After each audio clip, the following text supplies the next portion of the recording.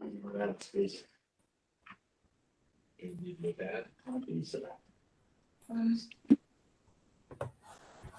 think we're good, Matt. Okay.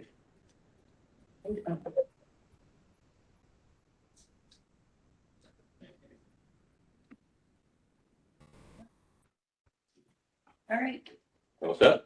Yep, all set. All right, Thank good you. morning, everyone. We'll call the meeting to order. And we'll start with the introductions. I'm Matt Brower, Chair of the State Soil and Water Conservation Committee. We'll go start here with Scott. Yeah, Ryan, voting member. And we've got Darren in line. Darren Hickling, Vice Chair, voting member. All right, and we've got Maureen's not on the line. We have Megan on the line. Good morning, Megan Hauser, voting member. All right, and then Bethany will go through the rest of the people. All right, let's go around the room here in Albany. I'm Bethany Bisdu, Executive Director of the New York State Soil and Water Conservation Committee. Brian. Ryan Steinmuller, Assistant Director, Division Land and Water Resources for Ag and Markets. Tim Clark, engineer for the state committee. Jason Capinos, Agna Point Source Manager. Melissa Gordon, Administrative Assistant. Tim Sheldon, Climate Policy and Program Analyst. Ben Muskin, Regional Field Staff for the Northeast Region. Travis Ferry, regional field staff for the southeast region. Jennifer Clifford, CRF Program Manager. All right, folks in Syracuse.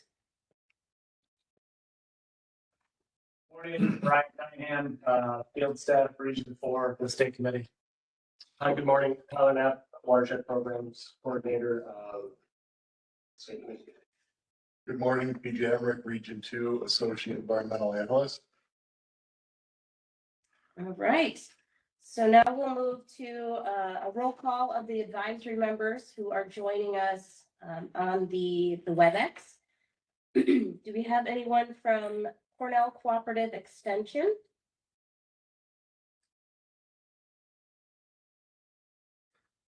Okay, and Cornell Cals?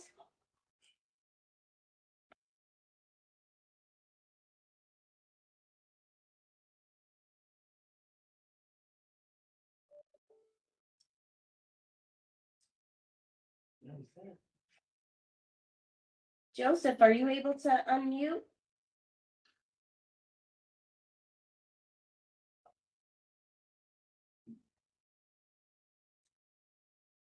We'll come back. How about CDEA?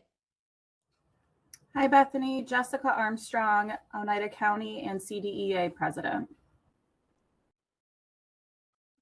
DEC? Vaughn Everett from the DEC, present.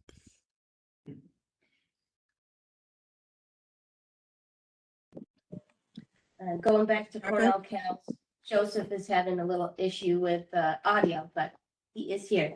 Yeah, somebody else there. Oh, I'm sorry, did I cut off another DEC? All right, how about Department of Health? Good morning, everyone. Morgan Tarbo, Department of Health, and with me today, I'm going to be here from our source water crew, but I have Andrea Santola, who some of you may know. Morning, Andrea Santola, New York State Department of Health. All right, how about Department of State? Good morning, Pete Zimmer, Department of State. SUNY ESF?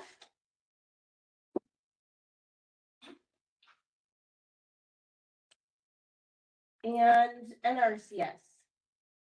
Good morning, Elena Covington, NRCS. All right, and now we'll do a roll call of our state committee staff who are joining on the line as well. Greg Albrecht. Good morning, everybody. Greg Albrecht. I'm the Principal Environmental Analyst with the State Committee and Ag and Markets.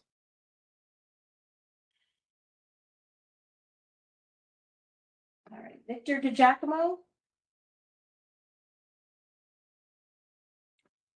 Scott Fickbaum. Chastity Miller. Good morning, Chastity Miller, the AEM Base Coordinator. Ron Bush, Good morning, Ron Bush, AEA and CNP specialist. and Brendan Jordan is here, but put in the chat, he had to step away. Gideon Frisbee. Hey, good morning, everybody. Gideon Frisbee, AEM and CNMP specialist for the state committee. Great. Well, thank you all. And I want to thank all of the districts and others who have joined us today for this meeting. Please feel free to enter your name and your affiliation into the chat so we can have that for our meeting minutes. We're good to move on, Matt. All righty, we will go to the review and approval of the last minutes. Is there any question, discussion? If not, motion to approve. I'll motion to approve the minutes. All right, you second, Scott? Okay. We'll go to voting. Darren? Aye.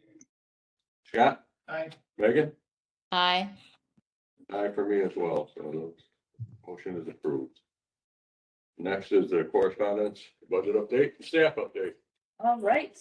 So for correspondence, I do want to share that we received a letter from Cornell University naming Joseph M. Seeley as the representative to the state committee who will be serving as the Cornell CALS rep. Joseph is the director of the New York Soil Health Initiative and has been engaged with our state committee, works regularly with soil and water conservation districts. And I just wanted to take this time to introduce Joseph. This is his first meeting that he's able to attend as the Cornell CALS rep. We are looking forward to Joseph's participation and just want to say thank you for your dedication and your willingness to participate as the CALS rep. It's wonderful to be here. Hey, you got your audio working. Very good. Thank you. In terms of a budget update, there is no update at this point. We still don't have a New York State budget, that has been passed. So we'll keep tracking it and let everyone know as soon as that happens. Following up on, I guess, the correspondence that we had last month regarding the Envirothon donation, I just wanted to let everybody know I did put together a letter with some justification and sent that to our front office for their consideration to hopefully increase the donation that is made to the New York State Envirothon. I haven't received any response yet, but that hopefully is forthcoming. That is it for those updates. I'm going to pass it off to Brian for the staff update. Thank you, Bethany. Yeah, I can provide a staff update. I do have some exciting news to share today, and that is that we will have a new staff person joining our team on Thursday of this week. Maren Stoddard, formerly of Warren County Soil and Water Conservation District, having served there for just about 9 years. It will be joining our team, and she will be our program analyst. This is a position that was a backfill. Tyler Knapp was most recently in this position, and he was promoted into a different position. Program analyst is extremely important to the committee and to the Division of Land and Water Resources, handling all things related to management of program data, modeling of our impact for our programs, GIS, spatial, type of reporting, and also will be instrumental in transforming our current database and data management system into a GIS-based system that will really take us into the 21st century. I know we're about 26 years in the 21st century, and the database that we currently have is about 26 years old. So it's performed well, lots of patches over the years, but we do have some resources to be able to take our system into the next level. And Maren will be very much instrumental part of all of that. So we're really excited that Maren joined our team here at the end of this week, and you'll be hearing from Maren directly in future meetings. Also, we were successful in getting a request to fill approval for the position that Rusty she retired. This is our ecosystem space management program manager, and we are currently reviewing applications for that, and we do have interviews scheduled for the first week in June. So stay tuned, and I look forward to bringing updates on that one. We do have an additional position, state aid to districts, outreach, and district operations type specialist position. That is the last position on our current plan that we're seeking approval for. Also good news, the New York State Civil Service has extended the New York Helps program to June of 2028. So we still have the New York Helps program for our recruitment needs for the foreseeable future. Just a really special thanks to the department. They've really supported the needs of our division as a whole, and certainly the staff of the state committee. All right, I think we are up to the reports for the voting members and advisory members, and I will start with a couple different things that I've not been involved in before, but one was as a result of the announcement of the CRF awards. There was a request that the department and the state committee participate in a podcast with a member at Syracuse University. Yeah. And WAER. okay. So it was a really interesting discussion about climate resilient farming. What are farmers doing? What are the impacts to farmers? How do the grants help? And we had a really good discussion. I spoke kind of more as a person who's farming and the impacts and what changes we've made, what we've done with cover cropping and other things, high tunnels to help with the climate change. And then Brian talked a little bit more about the department and the grant and how that all comes together. And so it was a fun discussion. I think they're going to have the podcast on in another week or two, maybe. I thought it was end of May. End of May, early June. Yeah, so we're supposed to be alerted with an email, I think, prior to it. So I'm looking forward to listening to it and seeing how it came out. There'll be, I'm sure, a fair amount of editing.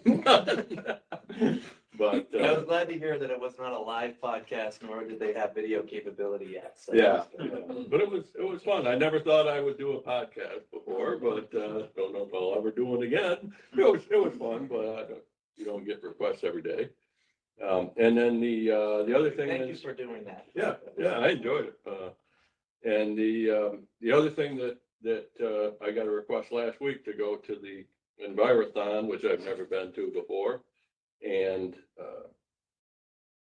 listen to the oral presentations and score them in the evening on Wednesday. So looking forward to doing that. That should be fun. Should be interesting. I enjoy listening to the high school kids give their presentations on different topics and see what they've learned and how they view things. So that should be fun. So we'll move on to Scott. All right, well, Blaine's been in contact with legislators regarding that possible 7 million carve out that's been proposed by legislators. I haven't heard anything last 2 days over that. Of course, with the budget not being passed, who knows where it's at. And secondly, the Great Lakes Commission Committee is preparing to hold its final meeting concerning the survey distributed to the districts and staff in August. The results of the survey will be distributed to the districts. Our NYACD annual meeting will be Monday, Tuesday, October 26th and 27th at Penn Yan at the Hampton Inn again. We are considering another location for 2027 someplace else in another region of the state. So if there's any districts that would like to be a host county, be thinking about that. And the NACD Northeast Regional Meeting will be August 24th through the 27th in Delaware State in Wilmington. Oh, yeah. All right, thanks, Scott. Megan, do you have anything to report? Yes, Matt, I was just going to bring up that the next Pro Dairy, which is an annual meeting advisory council, is going to be held June 30th. That's usually a gathering of pretty progressive dairy farmers. They've been picking the last few years a different topic for the focus, and usually the first half is usually teaching, the second half is getting industry comments on where they'd like to see Pro Dairy focus. This year's is going to be on the changes in milk composition, what we're seeing in milk production and components in particular. That's always a really good meeting to attend. Usually 60 to 70 dairy farmers and industry people are there. And where's that held? They're still choosing the location. I know it's getting close, but usually it's near Ithaca somewhere. Okay. June 30th. All right, thank you. Darren? I think I'm all set. Thanks. All right, thank you. Okay. I'll run through the advisory member. Yep. So now we're gonna move on to advisory member reports. So I'll just do a roll call, I guess, and you guys can provide a report. Ag and markets, anything additional? Just say that last week we hosted a Wood Products Development Council meeting. That was our quarter two meeting for the year. And it was a really good meeting. Heard some presentations from the New York Center for Agricultural Medicine and Health, NICAM, which is out of Bassett Hospital in Cooperstown. Talking about the work that they have done in the past with foresters and forestry industry and potential collaboration into the future. We also heard from a really interesting value added business down in Nassau County, turning urban wood waste into beautiful furniture. And I do believe they're connected with the Soil and Water District as well. So, something there to explore. And, overall good meeting, discussions with the group. And our Q3 meeting, we're going to try to host at the Arnott Forest, Cornell Teaching Forest, in probably August, September. So stay tuned. Also wanted to say, and we can drop this in the chat, but our ag protection unit and our farmland protection programming, and more specifically, have been engaged in the state's 30 by 30 strategy to protect 30% of the state's land by the year 2030. That report, that strategic report, just landed, came out last week. I'll drop that in the chat for everybody. But it's nice to hear from DEC, sending a nice email out to all the collaborators, thanking them for their review and their work. And that's out there. I'll leave it there for now. Thank you. Have we had anybody from CCE join? Okay. Joseph from CALS, do you have a report today? Mute. Yeah, very short, just because this is my first meeting, but just want to say we're busy organizing our Soil Health Field Day series in collaboration with a lot of soil water folks. We have a bunch of dates already, but we're still getting some more dates there, so stay tuned for that. And I guess just on the Cornell side, I just want to make sure that everyone understands that Cornell didn't advocate for what's being called the carve out. So just, yeah, I think that was just something that happened from the legislature and side of things, and just want to make sure that there's no bad feeling, because that wasn't anything that Cornell advocated for.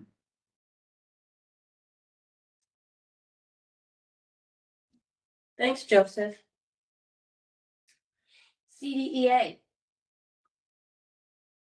Good morning, everyone. I did send my report to Bethany, but a few things I do want to point out.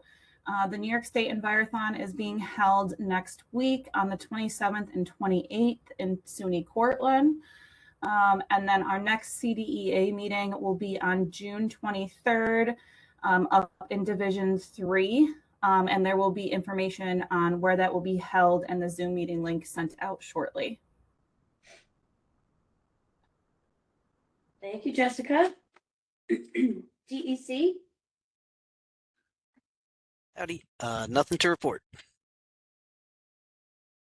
All right. How about Department of Health? Hi, everyone. I don't have anything to bring up today, but Andrea does. So I'll leave it to her. Hi, everyone. Yeah, so we had our release on Friday. We have 16 new communities as part of the DWSP2 program that are joining us, and we are recruiting for our next round, which I believe will come out in the fall, is like the application period will be open. So that's really exciting. We'll drop the official New York State announcement in the chat if you'd like to read it. And it has links to the municipalities that are included, embedded in the news release. That's really great and exciting. So these are just like newly awarded awarded. And so they're going to be going through like the developing stakeholder meetings and, right? Yeah, so they get free technical assistance. So they're paired with someone like me. I'm in the Western office. I'm in Rochester, but we have people throughout the state. So we come on board. We show them like what their potential contaminant sources around their drinking water, whether it's surface water, groundwater. As long as it's public, we will accept them into the program. We're able to create like GIS mapping. We have like a hydrogeologist on staff. So they're getting a lot of free information that otherwise they would not be able to make like their informed decisions and how they want to protect this. So if you have anybody that is interested, you know, we also do, we'll sit in and do like one-on-one presentations as well. We just got back from the New York Rural Water Association one yesterday, and there was interest, so that's exciting. Very exciting. Thank you both very much. Just remind for the group what DWSP2 stands for. I'm so sorry. It's Drinking Water Source Protection Program.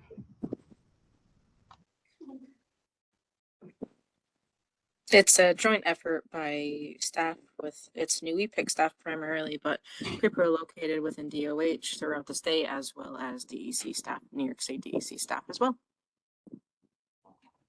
Andrea, did that announcement actually, was that released? The 16 communities? Yep. Yeah. So Friday afternoon was the official announcement, and like Morgan said, it has like the new communities list. Also has information on if like you have a community that's interested in applying and for the next round. So it has information to the website as well. Thank you. Thank you. All right. Department of State. Just one kind of noteworthy item for Department of State. Like it was alluded to earlier, we are also waiting anxiously for the state budget to pass. The program, the unit that I am in, the local waterfront revitalization program, our annual kind of funding ask goes through the consolidated funding application, the CFA. I've been advised that that cannot be released until the state budget is passed. So we're also waiting on the state budget to pass for that reason. However, I've been told that once the budget does pass, the CFA will likely come out shortly afterwards. We will probably know about the same time that everyone else knows at that point. So we're just kind of in a holding pattern for that as well, amongst all our other ongoing duties and projects. And we are working and starting reviews for the Ag Non-Point Source program, working with Jason Kokinos on that. So an exciting spring season for us.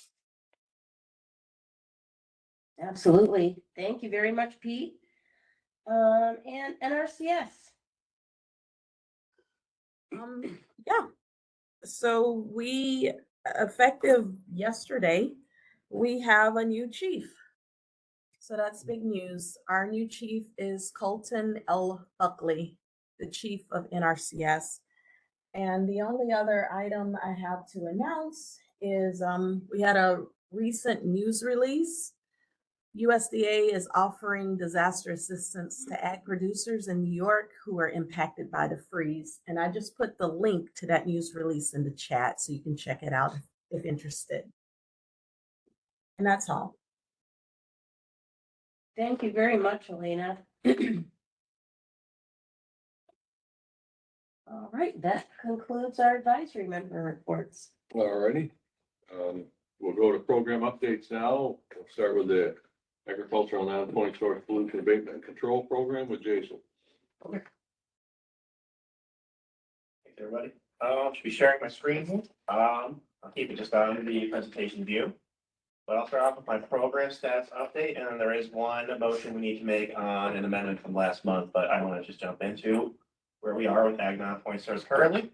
There's not been a lot of movement on current rounds. There's just been 3 closeouts recently. 1 is fully closed and 2 are just requesting follow-up interest checks. So just 3 contracts moved since we last met. Round 30 is still waiting 1 more contract to be closed by the Conservation District. It has run up on their schedule with their tree sales. So here's our dashboard. Not a big change, but just want to keep you guys apprised to what's been updated with the program. Going to our timeline, we're into mid-May here, and for Ag non-point source round 31, we are in the middle and of eligibility and completeness review.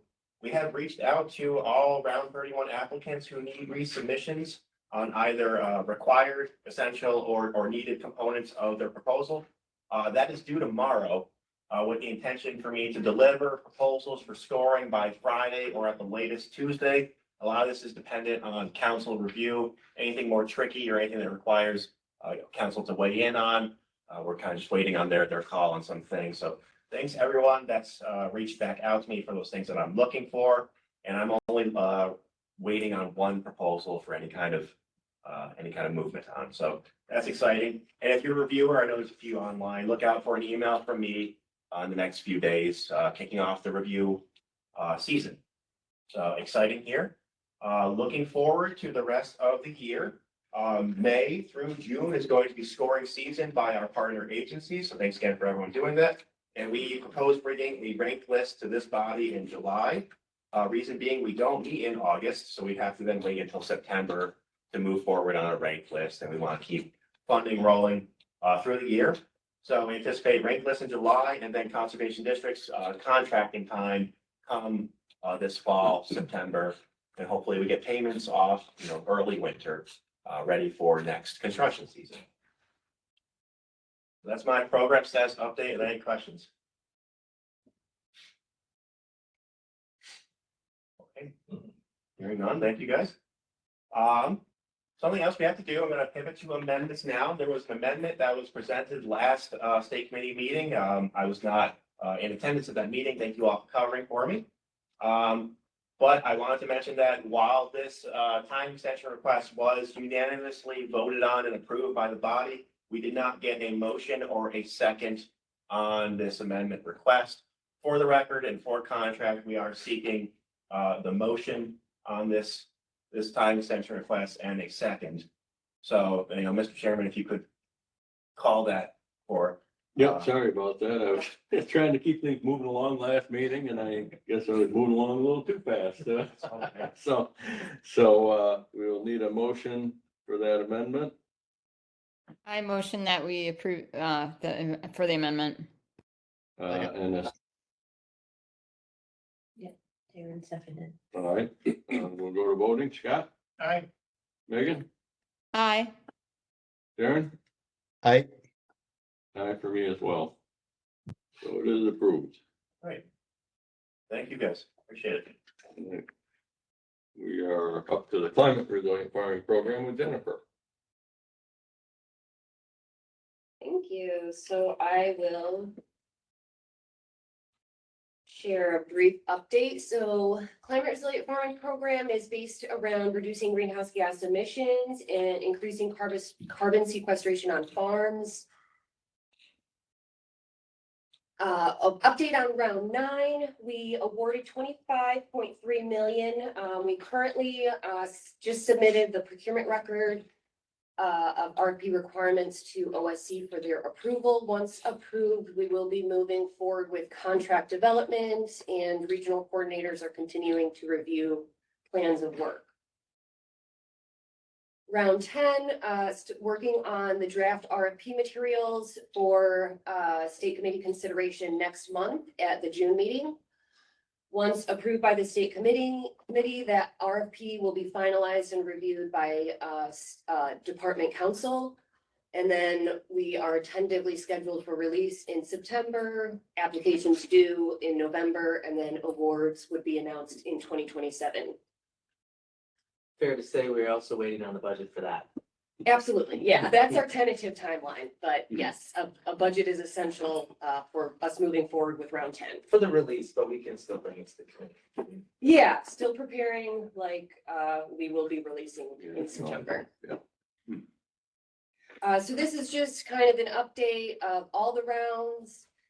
No, nothing has really moved since last meeting. This is pretty much the same. One thing I did add is that I added a column of funds in active contracts just to show what's active still in that round of funding wise. So the first 3 rounds have closed, close to, actually no, the first 4 rounds have closed. That needs to be updated. And then round 5 is coming close to closing out completely. So those projects are being finalized now. So nothing really changed since last meeting. It's on that dashboard, so that's really all I have. All right, very good. Any questions? So we do have some amendments. Yeah, we do have amendments. I have a more than usual for CRF. So the first one is from Region 1. I can pull I them can up. I have them. Oh, sure, that'd be great. Yeah, I can stop sharing this. Thanks, Ethel. So the first one is from Region 1 from Livingston County. This is a round 6 track 2 project. It's a time extension request. The district is requesting more time because the farm experienced significant delays due to permitting and ship-up concerns. An area of the project location has been excluded due to the concerns of SHPO. All approvals have now been secured and the project is able to move forward. So they just need more time to complete it. Any questions? Yeah, just a quick question, overall question, Jennifer. When I saw the 5 of these yesterday or today, do the projects have to come to the end of the contract before they can apply for amendment? I saw these all ended, they were ending April 30th. Do they have to wait, or if they know sooner, like there was the one about the engineer passing away, do they have to wait until the end of contract to apply? No, you can anticipate it. We can accept a request for a time extension earlier than the end of, when it comes to that end of contract date. So a lot of times it just ends up being a timing issue. Their districts are just busy, and then this kind of sneaks up on them. So it ends up being right at the contract end date. But yeah, we can move that up if it's sent to us earlier, if it's anticipated that they're going to need more time. Is there still a guide? I remember, like, there's maybe a suggestion from OSC, like 6 months, right? Like, we can't really request one if there's more than 6 months to the expiration, or maybe that was based on the past, like when it was. I think it also had to do with the like if there was like a fiscal year, like you can't go into the next fiscal year in case things aren't like reappropriated or whatever. But yeah, I think maybe 6 months. So there's a sweet spot. General guideline. Yeah, 6 months is probably a good rule of thumb to go by. Because you do have to have justification for needing that time. So if you still have time in your contract, you should utilize that time and then request more time. So yeah, I think there is a sweet spot. Kind of 6 months is within reason, probably. Yeah, I would think from our perspective, the closer they get to the end date, the more accurate the information they give to us would That's be. true too. If they try to guess 6 months out where they're gonna be, a lot could change. And they might be further along than they thought they would be. Yeah. So I like the idea of them waiting till they're a little closer to the deadline myself, just so that we get more accurate information as the status at that point. So. that's Sure, my thought. I understand that, Matt. Just thinking about it, it feels like more of a higher pressure situation for Jennifer to get 5 of them all at once. Right, and I think it's better if they request it before it expires. Yep. You know, a month or so before, if they get the request in, that would be, I think, better, but.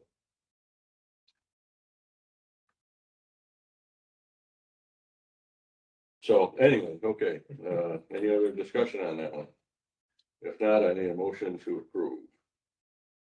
I motion. Okay, first and second there, I guess. Yeah, so. Okay, so we will go to voting. Scott, Aye. Megan, Aye. Darren, Aye. and I can do as well. So that one is approved. Thank you. Region 3, Cortland County is requesting a time extension for the Round 6 project. The district is requesting a no-cost time extension because the farm operation has been transitioning to the next generation and recently converted from dairy to beef. The farm is committed to implementing improvements to the grazing system and buffer as planned.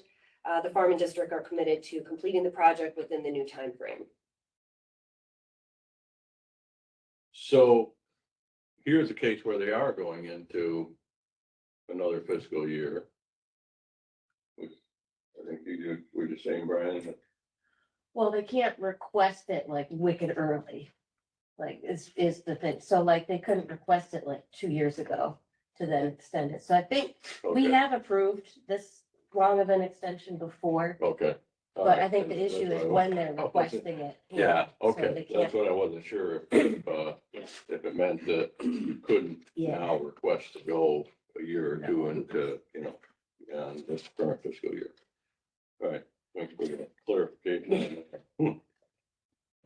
And I'm guessing that's just because the reason they picked December is because they want to be able to get through the growing season and plant the cover crop in 26,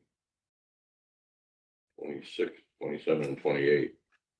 Yeah, they didn't want to have to come back for a second extension, wanted to have enough time to complete the project and everything involved in it. Really, it Oh, this hasn't is a been great able to one, move, sorry, I was thinking of move the- so much yet. So they wanted to, they asked about how much time and we kind of decided this might be a good end date to go with, to request so that they could have enough time and not have to request another extension and complete the project. So that was the thought behind going all the way to the end of the year of 2020. Is it easier this way than to say, write up a new contract due to a new generation taking over? Versus have an extension? So a landowner hasn't changed. There was just some change within the family. So I think so. Yeah. So they're not requesting any sort of landowner change. So the farm operator is still involved that was originally involved, but I think there were some family changes that occurred. I don't know the exact details, but so they're just looking for more time. Nothing else in the project has changed, basically. Does that help? Yeah, no, it's just. Guys, if we request a 2-year extension, I was just wondering if it'd be easier just to write up a new contract, even though, money's just, everything's the same, just. Have it start up with a new contract, so if you need an extension, it'd be easier to get an extension. A new contract, they would be canceling if we went through a new contract. Yeah, They have to they go have to into a reapply. whole nother grant round and request a Oh. new. So nothing else in the project is changing. They're still gonna work on the grazing system and a buffer. So that's why they don't wanna change anything about the project or cancel. The farm operator that's involved is still able to commit to those BMPs, so they can still move forward. They just had some issues I guess some personal issues. Yeah. Yeah, the no-cost time extension actually does go through that whole process. It's a formal amendment, which is the reason why you guys approved it first. And Right. it goes back basically through all the reviews and OSC, issues an approval, which is basically a new contract. All the scope and budget's the same, but it's a new time frame. Right. So, Okay. yeah. Any other questions or discussion on this one? If not, a motion to approve. I move. I'll make one. First and a second. We'll go to voting. Scott, Aye. Megan, Aye. Darren, Aye. aye for me as well, so that one. The next one is also from Cortland County. This is another round 6 project for a grazing, also grazing. The district is requesting more time because the farm had also had some personal matters that delayed the project. The farm operator is ready to move forward as planned. So this was just straight up personal matters. I'm not sure what the details were, but Yeah. they weren't able to move forward yet and are now able to commit. So they'd like more time to do so. All right. Any questions or discussion on this one? If not, motion to approve. I motion to approve. Second. Second. All right, we'll go to voting. Scott, Aye. Megan, Aye. Darren, Aye. aye for me as well, so that one is approved. The next one is from Delaware County for round 6 track 3 project for cover crop program. The district is requesting more time because weather has impacted all of the farms that were involved, their ability to complete the acreage that they had originally committed to. So they would just like more time to allow another season for cover cropping. Yeah, this is the one I was getting mixed up with before. Okay. Yeah. So they wanted to get, so they've got to get two more growing seasons of cover cropping in order to satisfy themselves. Or they just need to get one more season and then I think they're just looking for the one more season and then okay. finish out. Yeah. Close out. Yeah. All right. Any other questions or discussion on this one? If not, a motion to approve.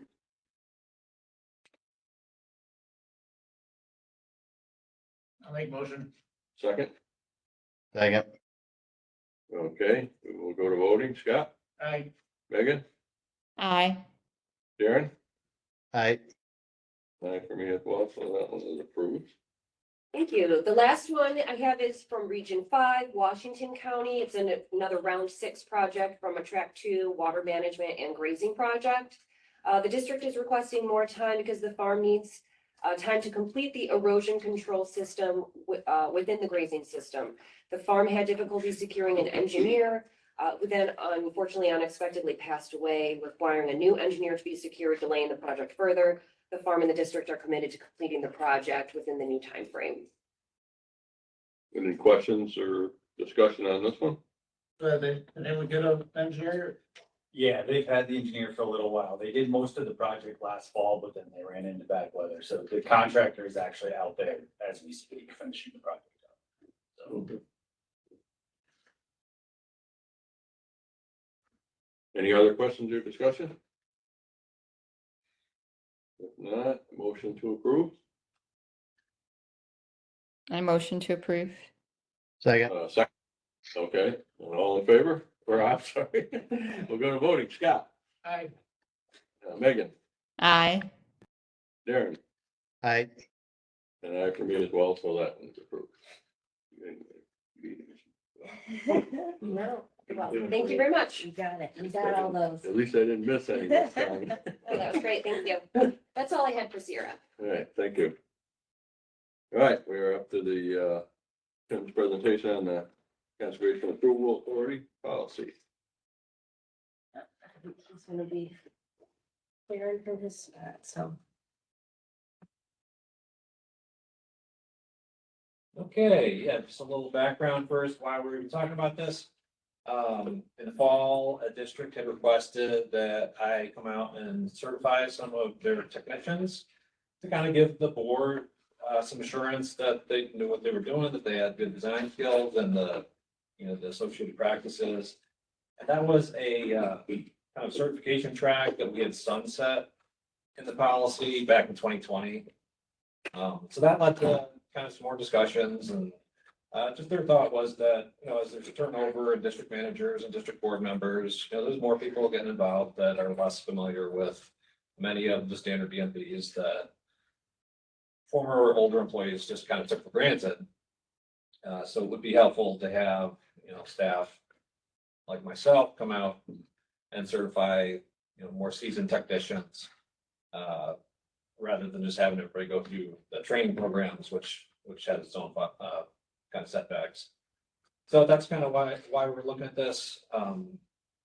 After that request came through, we kind of turned it around internally a couple times, sent it to the SPAC for district feedback a couple times, and presented it to TAC, and now we're here at the state committee. So just as a refresher of what the CAA program entails, it covers a bunch of NRCS standards, BMPs, we call them sometimes. And those are all listed in this master spreadsheet that we developed in 2019. Spreadsheet covers all the NRCS standards, gives a bunch of history, and it classifies them all as either conservation or engineering. So it's kind of our new EEC list, which we had in the old days. The spreadsheet's available on SharePoint. I can send it out to anybody. A lot of good history that we wrote up about the listings and state board and all the history to it. Basically, the practices are kind of grouped into 5 areas. There's this first one, the E's off that list. Those are engineering according to the state board. That's the New York State Board for Engineering, Land Surveying, and Geology. And they are kind of the highest authority in the land for what constitutes professional engineering practice in New York State. And we've had dialogue with them, NRCS has had dialogue with them just over the years, and they've sort of laid out ground rules on what soil and water technicians can approve on their own without a professional engineer. So they're kind of the top authority setting that, the E versus C. Now, within the conservation practices, there's these other 3 or 4 categories that we in our industry have rules for. So first group is Soil and Water Conservation Committee Soil Conservation Cultural Practices. These are a group of cultural practices that the state committee has decided to have certified crop advisors approve. So the most common one is cover crop. If you put in cover crop, you can certify that in your district with a certified crop advisor. There's lots of them across the state. Several of our staff have it. It's a good recommended certificate for folks to get. 590 and 592 are kind of standalones. 590, nutrient management planning, we require a CNMP certification to approve that. Feed management, we require a professional animal scientist to do that one. And then where CAA falls in is all remaining practices. It's kind of a catch-all for everything that's not listed in these other 4. So some examples are like access control, fencing, roof runoff structures, clearing and snagging. These are sort of less mission critical BMPs. Still really important for environmental conservation and addressing resource concerns. But the state board has decided that they're not necessarily danger to the health and safety of the public. The way the soil and water conservation, the way the state committee has determined we're gonna kind of handle all these practices is by letting the local districts determine what each staff can do based on their knowledge, skills, abilities, and experience. So each board is supposed to come up with a list and kind of decide what their staff is going to be capable of. Our staff is available to help them do this. They can create a resume or file or however they want to do it.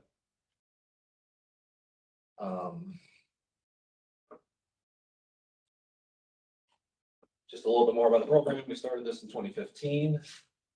It kind of had 2 tracks. One was supposed to be like online courses or courses at the skills workshop, water quality symposium, and then the students would complete the course, complete a project, turn it into me, and then I grade them. That would give them like a basic level of authority, and then they could complete more projects on their own to get like an advanced level. Again, it's not mandated by state policy, so the certificates can be used to help document the knowledge, skills, abilities, and experience.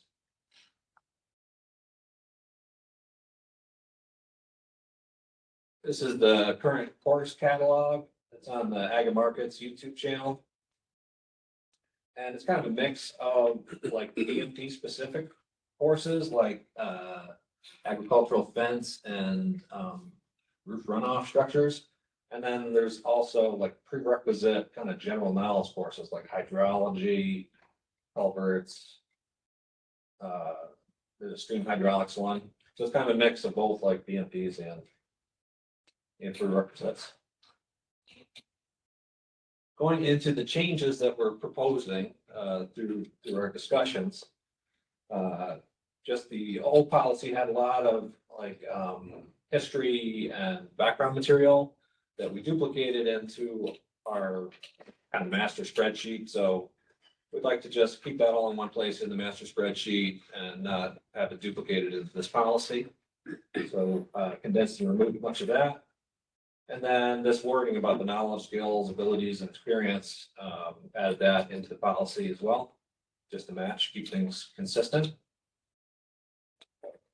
As I kind of mentioned before, we had this phase out for the rating of experience and education. Originally, my hope was to rapidly develop many BMP courses and just have everybody doing coursework all the time, turning projects. As it turns out, it's pretty tough to develop all that coursework and maintain it over the years. So there's not as many as I hoped. And so not having the coursework and also sunsetting the old rating of experience, it kind of blocks us from evaluating people and expanding the program. So that was a 5-year sunset. I'm just taking that out, bringing back the rating of experience. There was also a threshold that they had to reach 10 years of experience before we could evaluate them. I don't really remember the reasoning behind that, but it was just kind of, I think it was just to kind of funnel newer employees into the education track.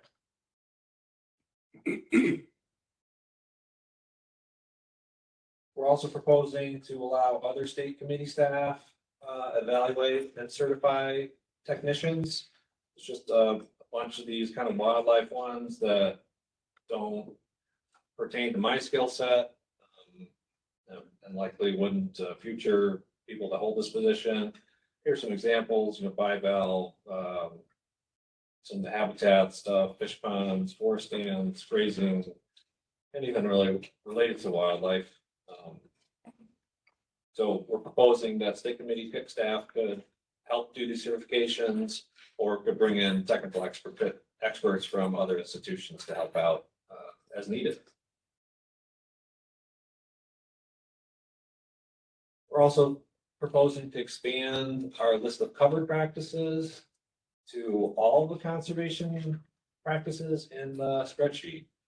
Originally, the policy was limited to just the 10 standards that districts requested most. We had done a survey and they had given us kind of what their 10 most used standards were. And we had focused on those 10 because, trying to develop coursework for 70 would be just intractable. So we wanted to keep it small at first. But now bringing back this certification by experience, we feel like we could probably handle the whole catalog really.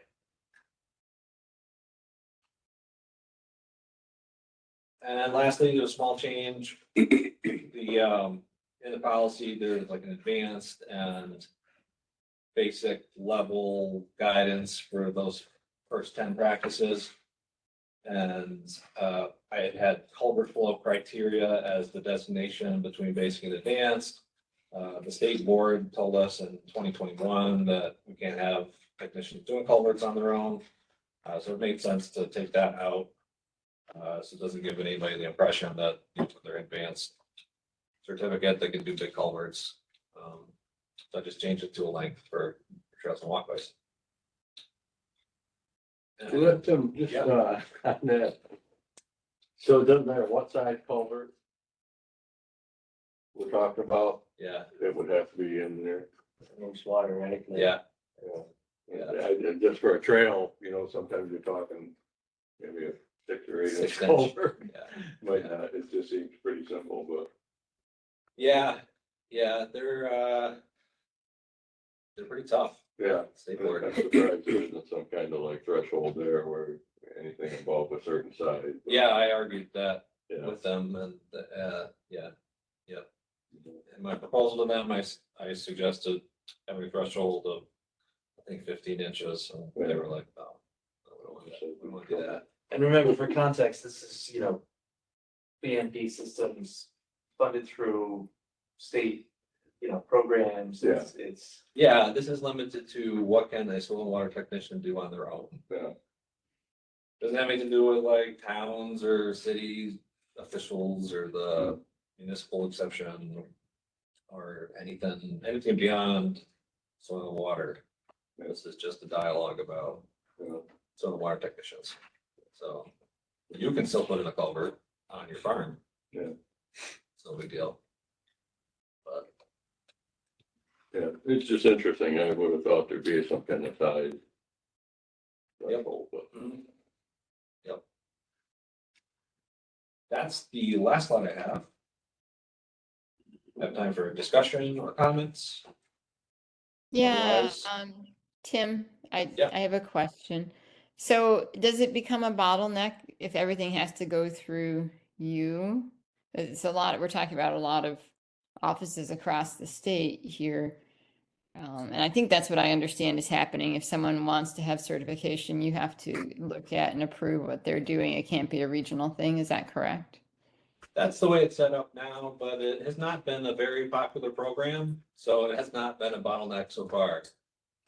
If it Okay, became also a- just thinking about, your workload and what other things you have to do, but you're saying it's not a problem. Yeah, not so far. Should that be built into it so it doesn't become one, or you're just not anticipating a lot of people doing this? I don't know. It's hard to say. And I think I also understood looking at the presentation that there's not an additional benefit to doing the course trainings versus having you evaluate work that's been done. Is that correct? Well, the original focus of the program was education. So that's why that piece is there in the first place.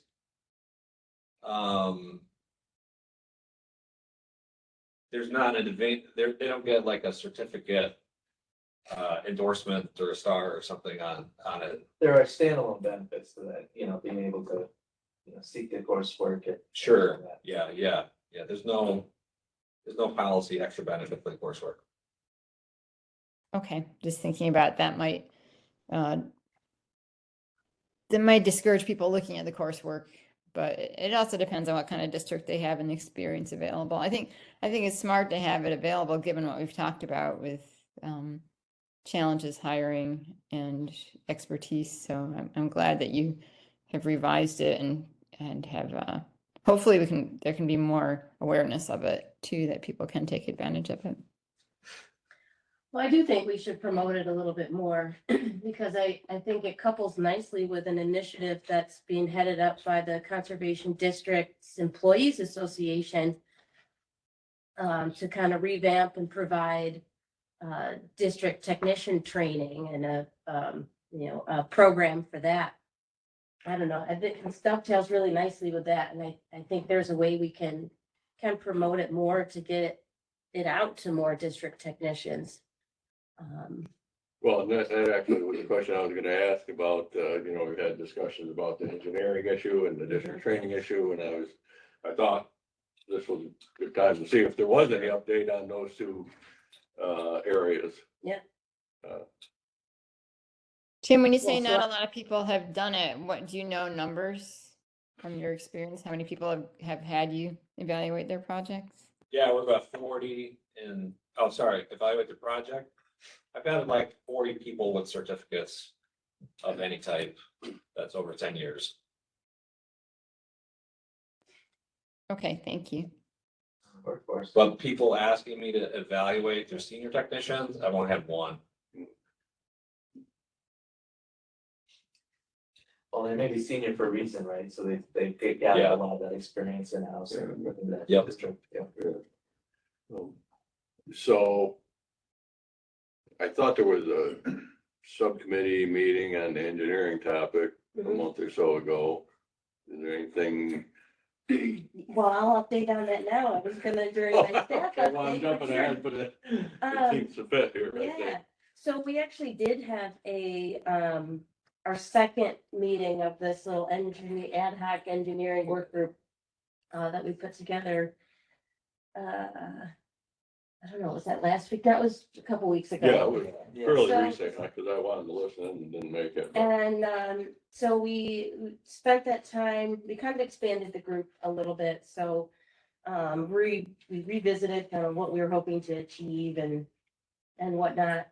But we spent a lot of time at that meeting talking about different ways to increase awareness of the various different career opportunities that are out there across various sectors. So not just with districts, not just with, the state or federal government, but kind of it's more of a broader topic. Like we need to just bring awareness to what the opportunities are and what folks can do if they're interested in engineering and maybe kind of like being outside in the environment, here's the things that you can do.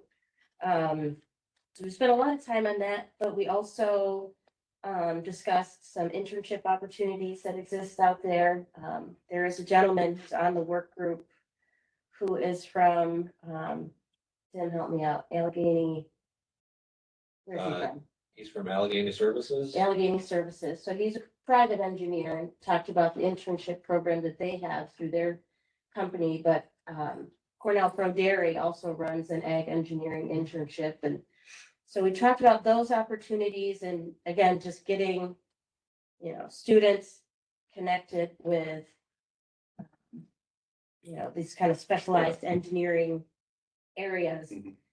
And then the last, 30 minutes of the meeting, we actually started brainstorming some ideas for regional engineers. So if funding ever became available, or if we were able to secure funding potentially to support regional engineers across the state to help with that workload, what would that look like? So we spent about 30 minutes just kind of talking about that and we didn't set a date for another meeting, but I do want to get to them a little bit more regularly than what we had. So we first met in January and then in May. So if we can squeeze in a couple more throughout the year, I'd like to do that just to kind of keep the momentum going.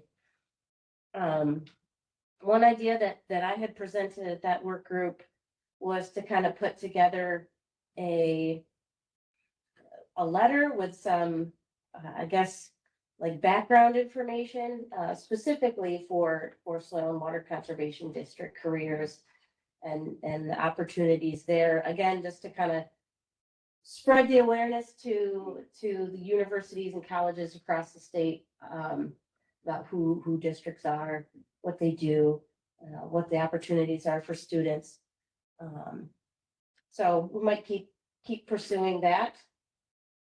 But then that kind of spanned into, well, we should really be expanding it, not just for districts, Yeah. but for all these different, sectors.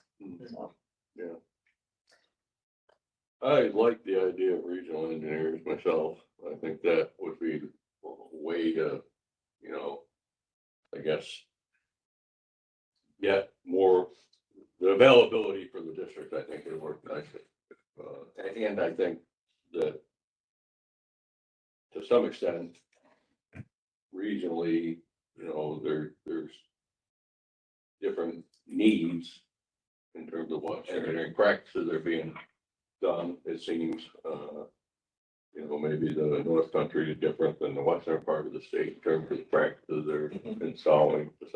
So I think the regional thing, I like that. There are a couple of We can make it work. models already that exist. that, Yeah. You know, you can look to Yeah, and try to expand upon. yeah. So hopefully we can somehow make that happen. Again, the money is probably gonna be the big issue. That's a factor. Yeah, absolutely. Trying to figure out how to make that work, but, and it sounds like that, the district training, the technician training, there was some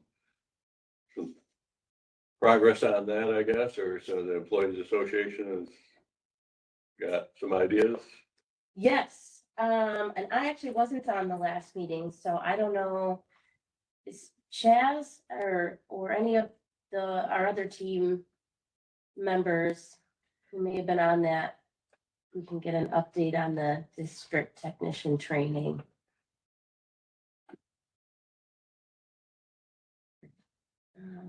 Sorry, it just took me a moment to unmute. So it was a really good meeting. We have a set of about 8 to 10 classes. I'm going to call them classes, even though they're more of online and in-field trainings, ranging from soils to hydrology, and to even some farm basics and farm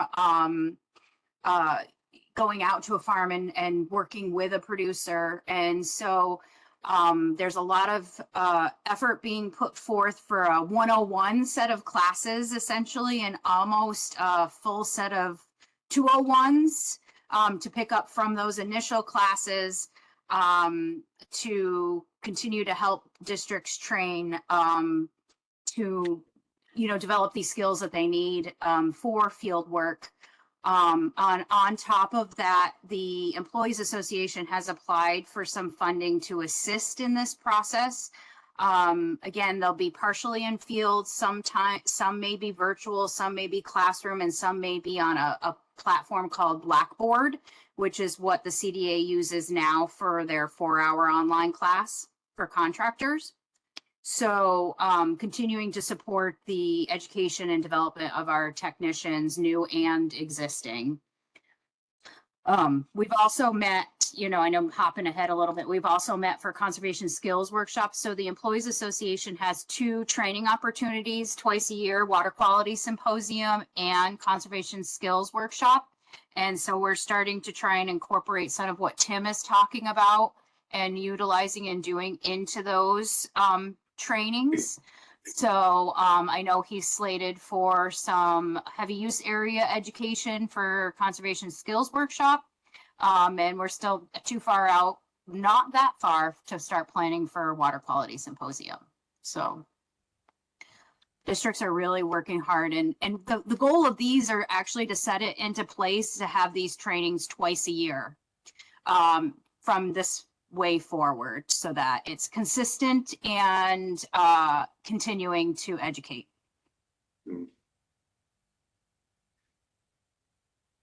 Thanks, Chaz. I appreciate you hopping in there with that update. And just, a thought that, there may be some experienced, district staff will be retiring, who might be interested in some part-time work, that would be willing to work with a technician, training them a couple days a week or something, working with them. That's something that may happen. It might be an opportunity for some in the field training as well, possible. I had brought that up at one of our past meetings, and I think folks generally liked that idea.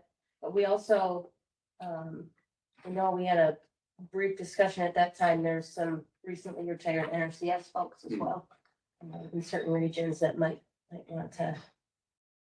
Yeah, if a district's got, the funds available and want to get a fairly new technician trained, there might be some people that are looking for a little part-time work.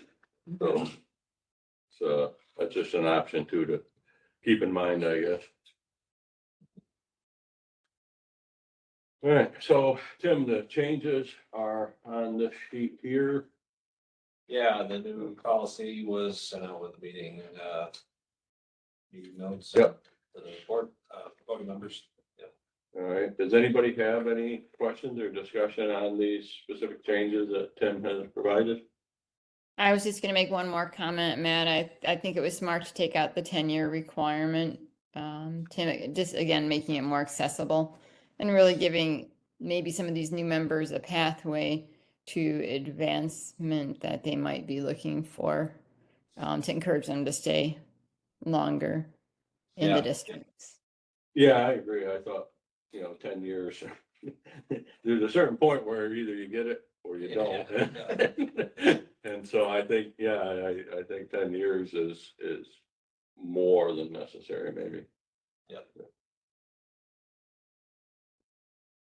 A motion to approve those changes. I motion to approve the changes. Second?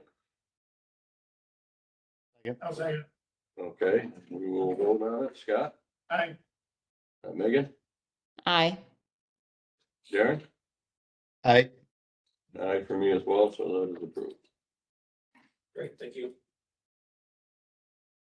All right, we have a presentation by Jennifer Whitman on the New York State agricultural greenhouse gas emissions mitigation and future scenarios from Cornell Cals. Yeah. So welcome Jenny. Hello. Do I have permission to share? Yes, absolutely. Share away. All right. Let's see. There should be a share button at the bottom of, oh, you found it. Perfect.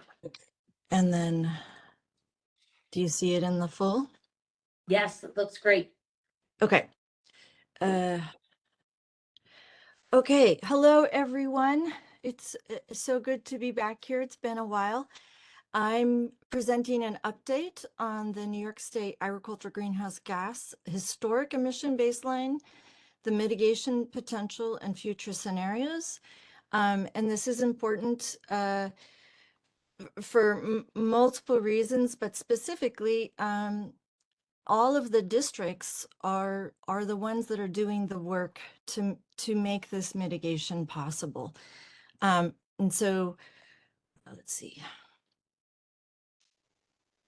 So just the topics today, I'm going to give an overview. I'm going to talk about what the greenhouse gas inventory revealed.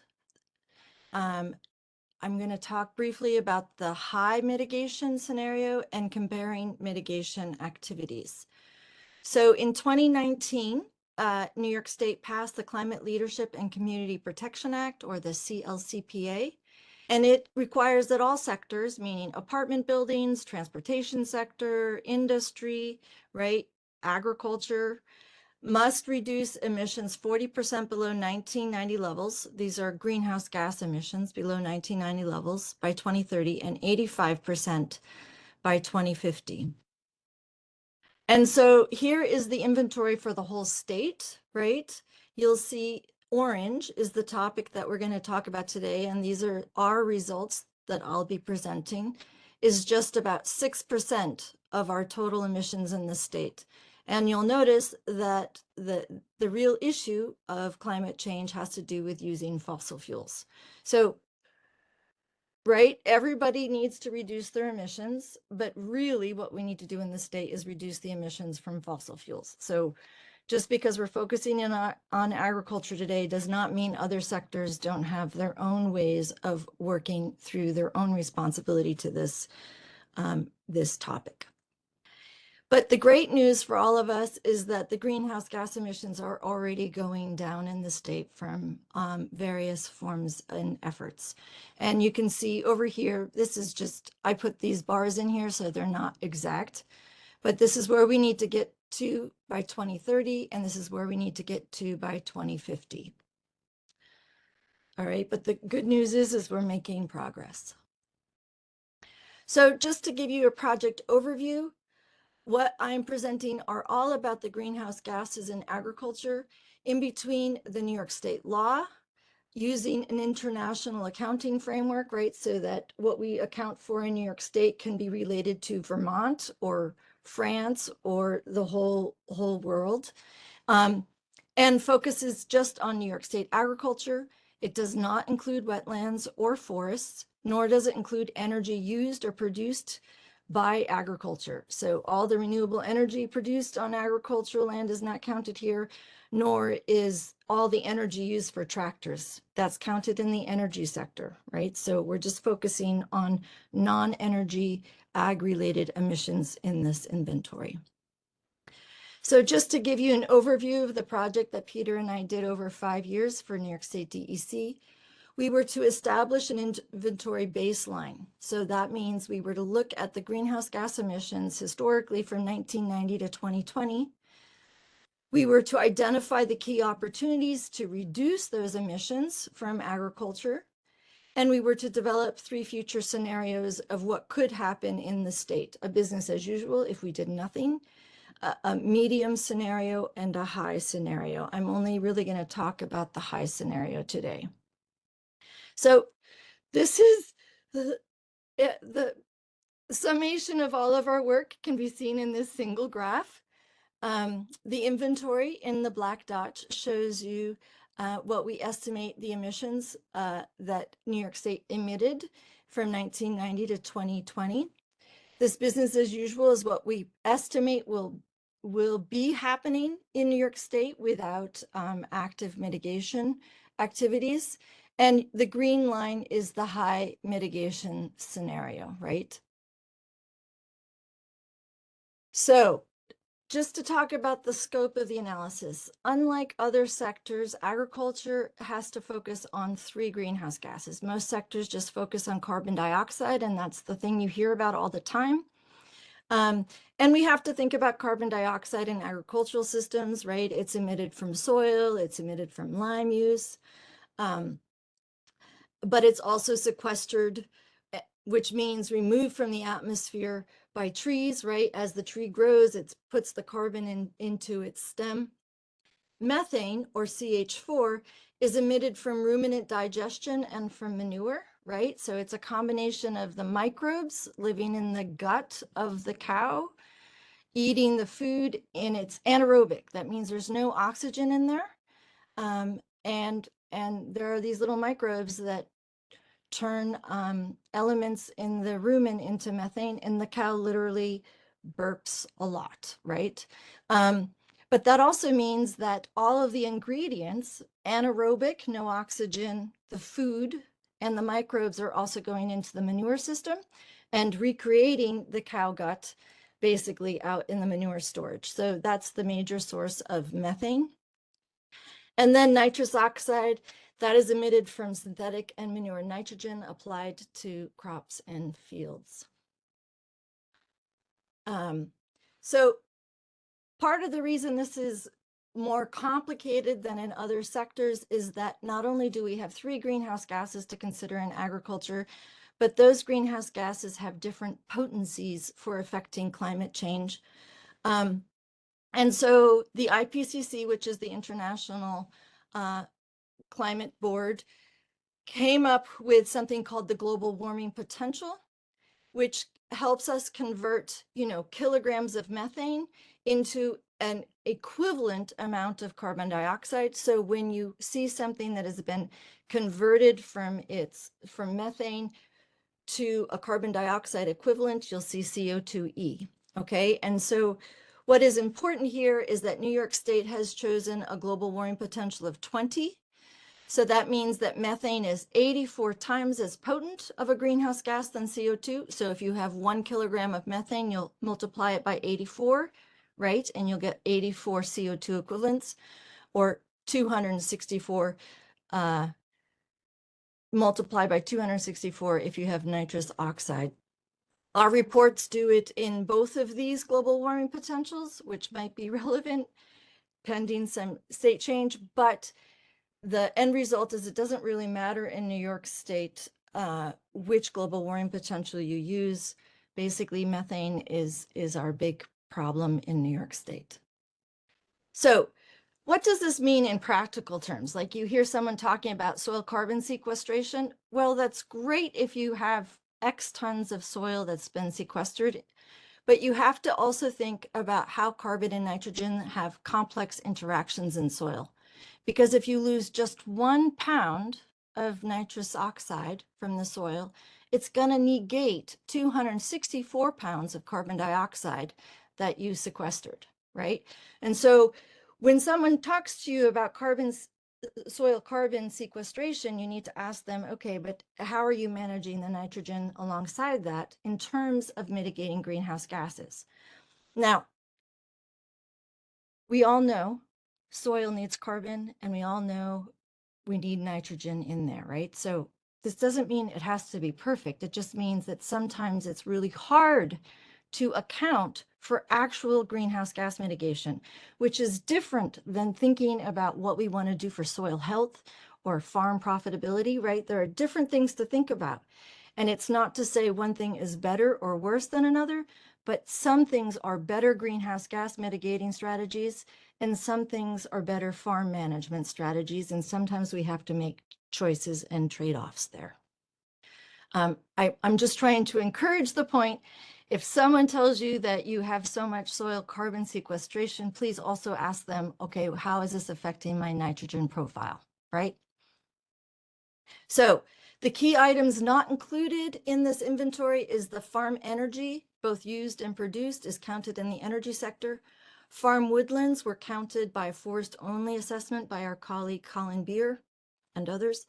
Wetlands were counted separately, and this does not include emissions, right, from imported food. New York State imports tons of its food from other places. It doesn't include emissions from imported feed or fibers or inputs on the farm, like a tractor that was purchased or built in Iowa or fertilizers that were made in Illinois.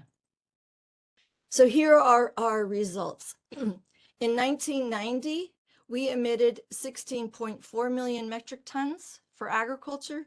And in 2020, we estimate we emitted 23 million metric tons. So here's 1990, and here we are in 2020. And you'll see that most of these emissions are methane, right? The blue is methane. The green is nitrous oxide, and the yellow, brown, oranges are carbon dioxide. So from the inventory, some take-home messages. Ag emissions, remember, are a small fraction of total New York State emissions. It's just 6%. So it is not on agriculture to fix this problem, right? We all have to work together. Most ag emissions are from livestock methane, right? We're the 4th largest dairy state in the country. So some countries that are typical cropland forward, right? They have to think about nitrous oxide, but because we're such a heavy dairy state, we have to think about methane, which comes both from enteric and manure management. And it doesn't matter what global warming potential you use, it's still methane. For any cropping system, if you're working with any cropping system, right, you're going to focus on that farm working on reducing the nitrous oxide emissions. Soil carbon changes are a very small fraction of emissions, and most are from histosols, right? Nobody really talks about that, but we have 30,000 acres of histosols. And some ag-related emissions are counted elsewhere, such as farm energy use and fertilizer manufacturing. So what can we do to reduce our emissions? So we can look at, these are just some ideas of where you can mitigate, right? For livestock, you can think about feed management, which would affect methane and nitrous oxide. For crops, you could think about nitrogen management, which affects nitrous oxide and carbon dioxide. You could do agroforestry, alley cropping, or silvopasture, right? And increase the carbon sequestration into forest stems that then can be turned into long-lived building materials, right? So the tree sequesters carbon for 100 years in the field, providing shade. You cut it down in 100 years and you build a house with it, right? And then it lives in the house for another 200 years. Any of the waste products go into a landfill and those wood products don't decompose, right? These are ways in which you have these long-lived wood products that basically sequester carbon for a long time. So we evaluated 17 opportunities which resulted in over 12 million metric ton reduction from the ag sector relative to the 2020 emissions. So you'll remember there were 23 million metric tons that we emitted in 2020. We estimate, and so a negative number here means a reduction, right? We're coming down from this 23 million metric tons. So we estimate 3 million metric tons can come from dairy herd management, 5 can come from dairy manure management, 2.5 can come from tree planting on over 1.6 million acres of former ag land, and 1.5 million metric tons can come from improved field system management. So again, this is our inventory here. This would be business as usual in the red dots, and all of these mitigation strategies that we're talking about now contribute to this green line of reduction potential by 2050. So for dairy herd management, we think that there are 4 activities here, including milk production efficiency, reduced heifer replacement rate, adding feed amendments to the diet, and improved genetics. That's how we get the -3. There's lots of reports with a lot more detail, right? I'm just trying to help you find the section that is of most interest to you or to your clients. For dairy manure management, we are advocating for this idea of summer spreading, where you actively move that manure onto the land in the hot days of the summer, so that it's fully oxygenated and it prevents any methane production in the manure storage. And then after that, with your remaining stored manure, you can reduce another 1.5 million metric tons with a smaller cover and flare. Because we advocated for reduced heifer replacement rates, we have a reduced herd size, so that reduces the amount of manure that's going in, and there's a small benefit from manure management by separating the solids, and this adds up to 5 million metric tons. So again, in terms of tree planting, we estimate there's almost 2 million metric tons from reforestation. And this is on former agricultural lands, more than 500,000 metric tons from growing trees on current pasture, right? This provides shade for the animals and long-lived products for the farm, but you maintain the forage production. So you have the same amount of feed available for the animals, but you've provided shade, shelter, and long-lived wood products. And then, of course, riparian buffers. For improved field system management, right? This is all about land use change, cover crops, tillage, and nitrogen management. There are a range of activities that reduce emissions for a total of 1.5 million metric tons. So the high scenario assumptions, it assumes an ambitious degree of implementing mitigation strategies. Maximum feasible degree, often approaching a technical potential. It will require a very large state-led effort, requiring a great deal of financial and personnel resources. It requires a high degree of changes in land management beyond current practices, and requires a high degree of intensification of current management practices beyond what is common in the state. But so if you remember the previous graph, that brought us to 2020, 1990 to 2020. With the high mitigation scenario, you can see where all of the changes are coming by 2050 by all of those sectors.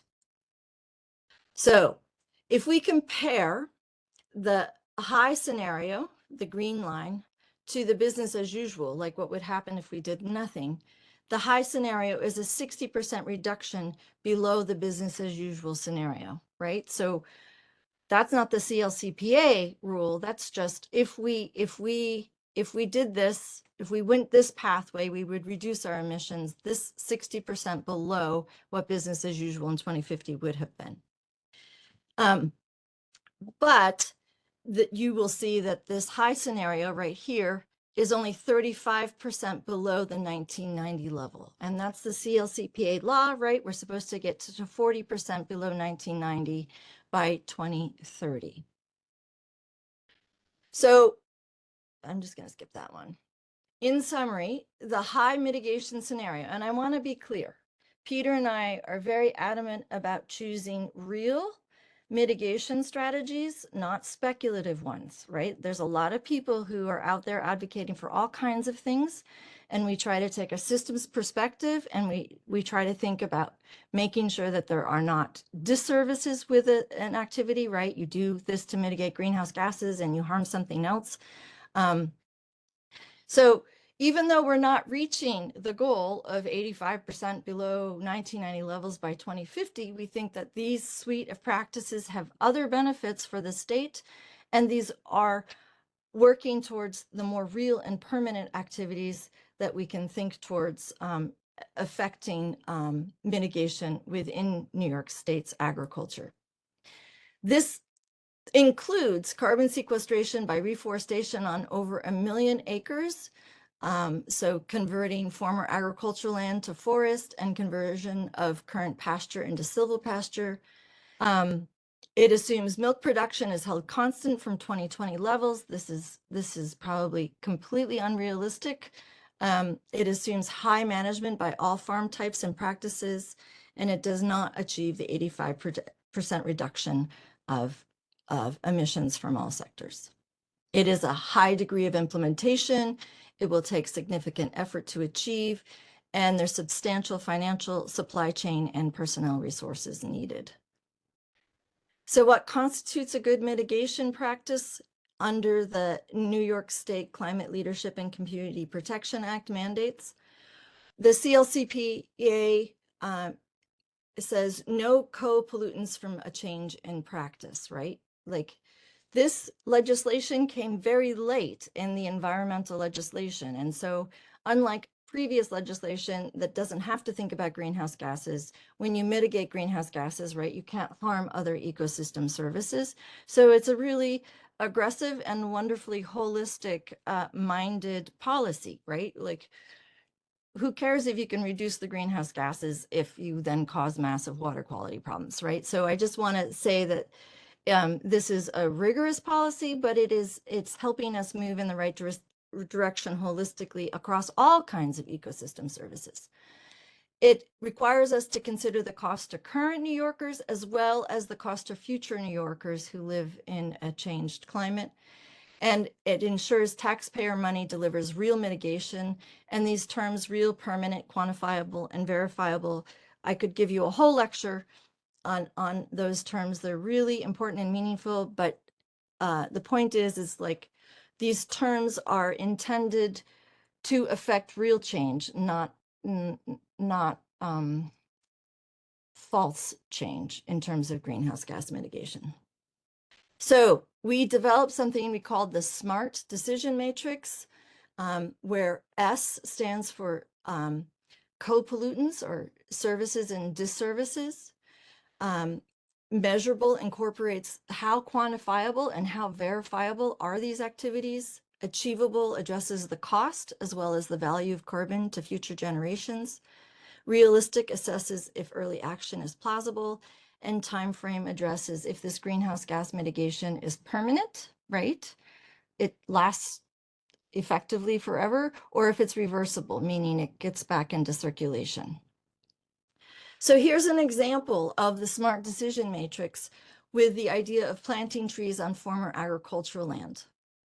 So you can see here that there are many co-benefits that happen with tree planting, right? You have adaptation to climate change, you have an increase in biodiversity, you have benefits to water quality, etc. We see it as a 1.7 million metric ton per year mitigation potential, so it's large.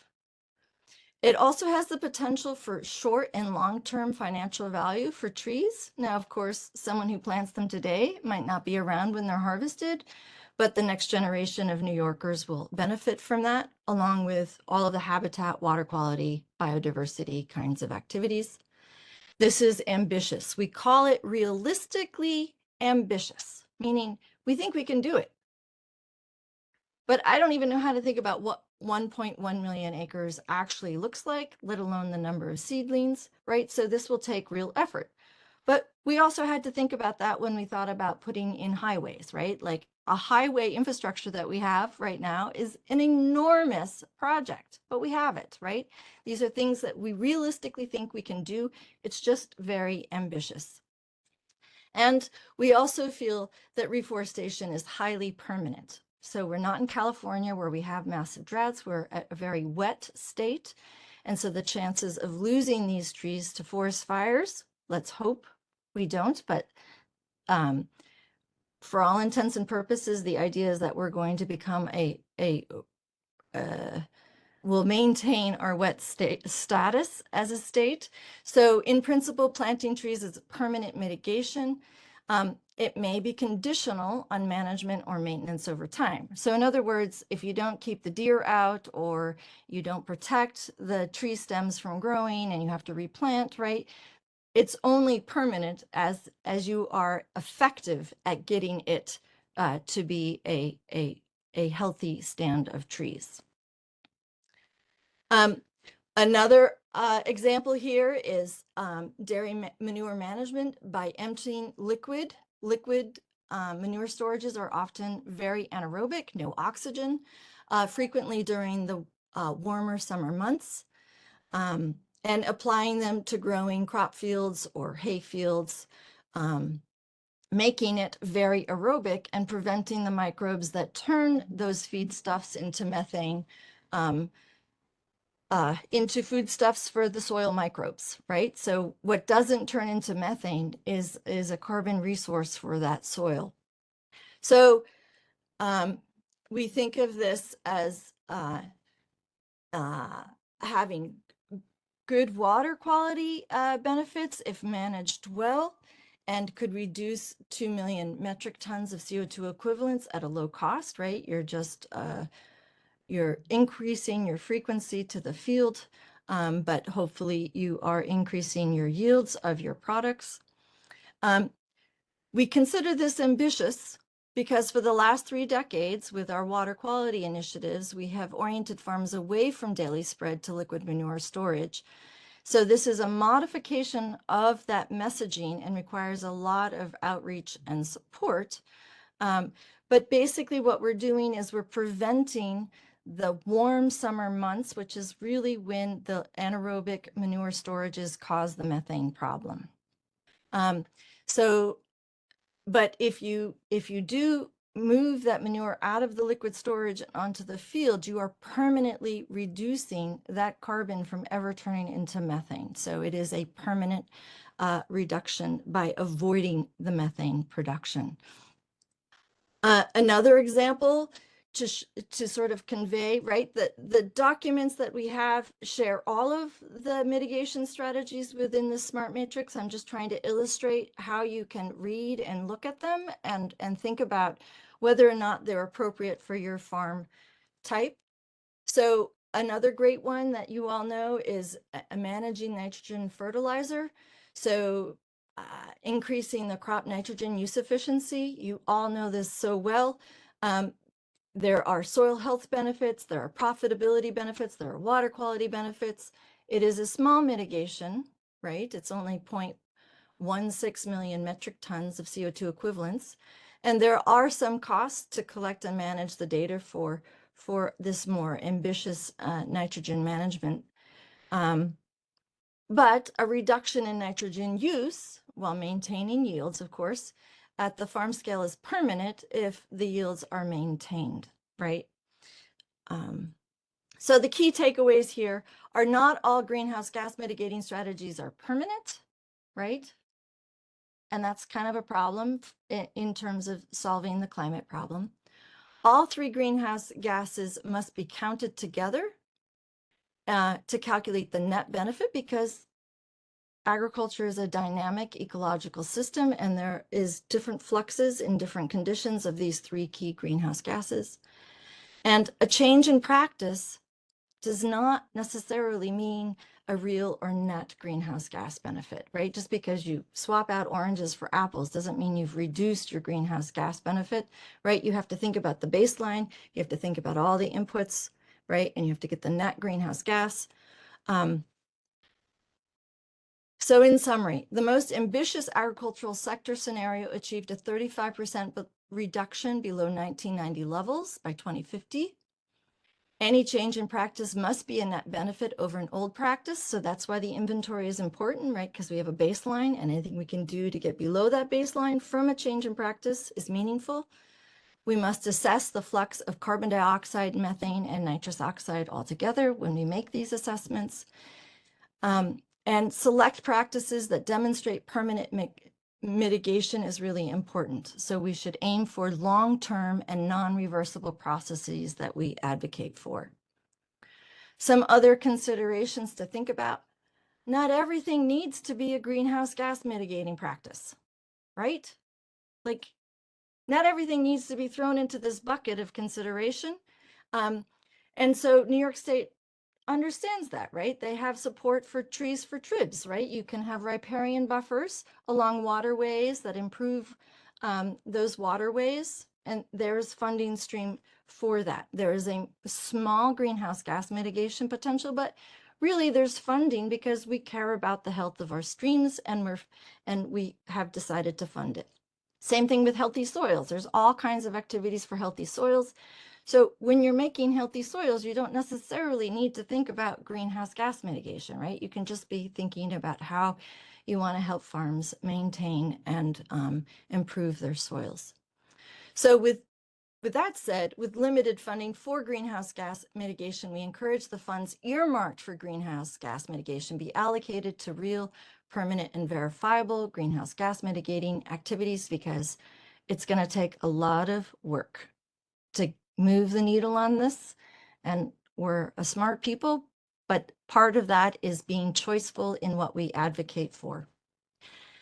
And with that, that means that natural climate solutions, right? All of these mitigation strategies from working lands are often called natural climate solutions.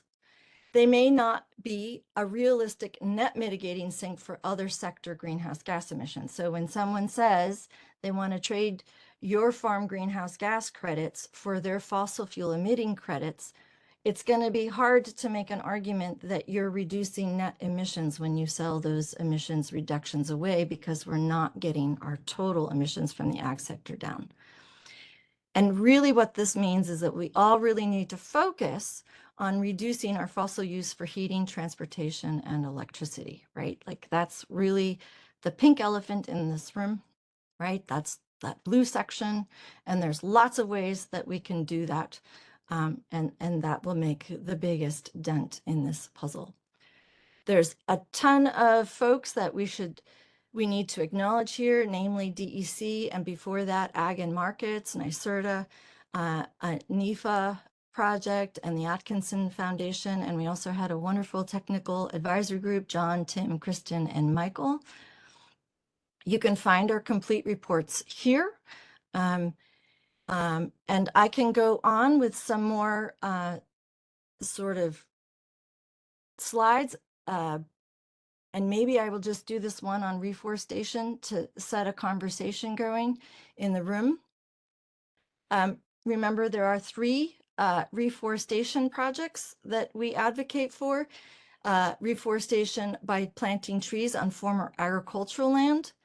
And what I'm trying to show you here in this picture is green are the reasons why you should really want to advocate for this. And yellow or orange is kind of a caution, like this is where it's hard to accomplish that. So in terms of reforestation, this is a large mitigation opportunity in the state, and it's permanent. So therefore, it's a really great greenhouse gas mitigation practice. But it assumes we're successful at planting 1.1 million acres. And that's going to take a lot of time and effort, right? This is a super project. Then if we look at silvopasture, which is planting trees on current pasture land, again, this is a permanent activity. It's a smaller mitigation strategy, but because it's permanent, it's super meaningful. but it is a huge cultural shift for animal grazers to want to plant trees and manage their forage and keep their forage production up, even though the trees are now also growing there, right? So, and it is not a common practice in the state, right? So we think this is realistic, but in that sense, it's super ambitious because there's a huge cultural shift that happens. And then with riparian buffers, there's so many great co-benefits with riparian buffers, but it's only on 37,000 acres in the state. We already have a program for it. And it's conditional based on the management, however future landowners manage those riparian buffers, right? So I mean, all of these projects are conditional on how the next landowner does something. But really, we see riparian buffers as serving other ecosystem services predominantly and adding a small benefit to greenhouse gases. So just to then contextualize this, that there's a scale of opportunity. Reforestation on former agricultural land happens on 1.1 million acres and delivers almost 2 million metric tons of mitigation. Silvopasture happens on 430,000 acres. That's huge when you think about it for a small group of farmers. And riparian buffers happens on 37,000 acres. So I hope you're starting to see like the scale of the project and the mitigation potential side by side. So my question here, and maybe I will stop here, is how many soil and water conservation districts are working with non-farming landowners? We have 2 to 4 million acres, right, of former agricultural land. A lot of it's going to shrub and scrub. Like, how can we think about helping those people mobilize and think differently about the management of those acres to then make themselves or their kids or the next generation of New Yorkers that live there reap the benefits of this reforestation, which, you know, New York State was mostly reforested in, you know, before the 1800s. And how many soil and water conservation districts are working with grazing operators and have even considered talking to them about planting trees on current pasture land, right? So there's a large area of almost community cultivation of working with just these 2 subgroups for just this topic area, right? And not everybody's going to be interested in it. Not everybody wants to do it, right? I'm just trying to talk about the personnel requirements for affecting this kind of change. And with that, I'm just going to stop and open it up for questions.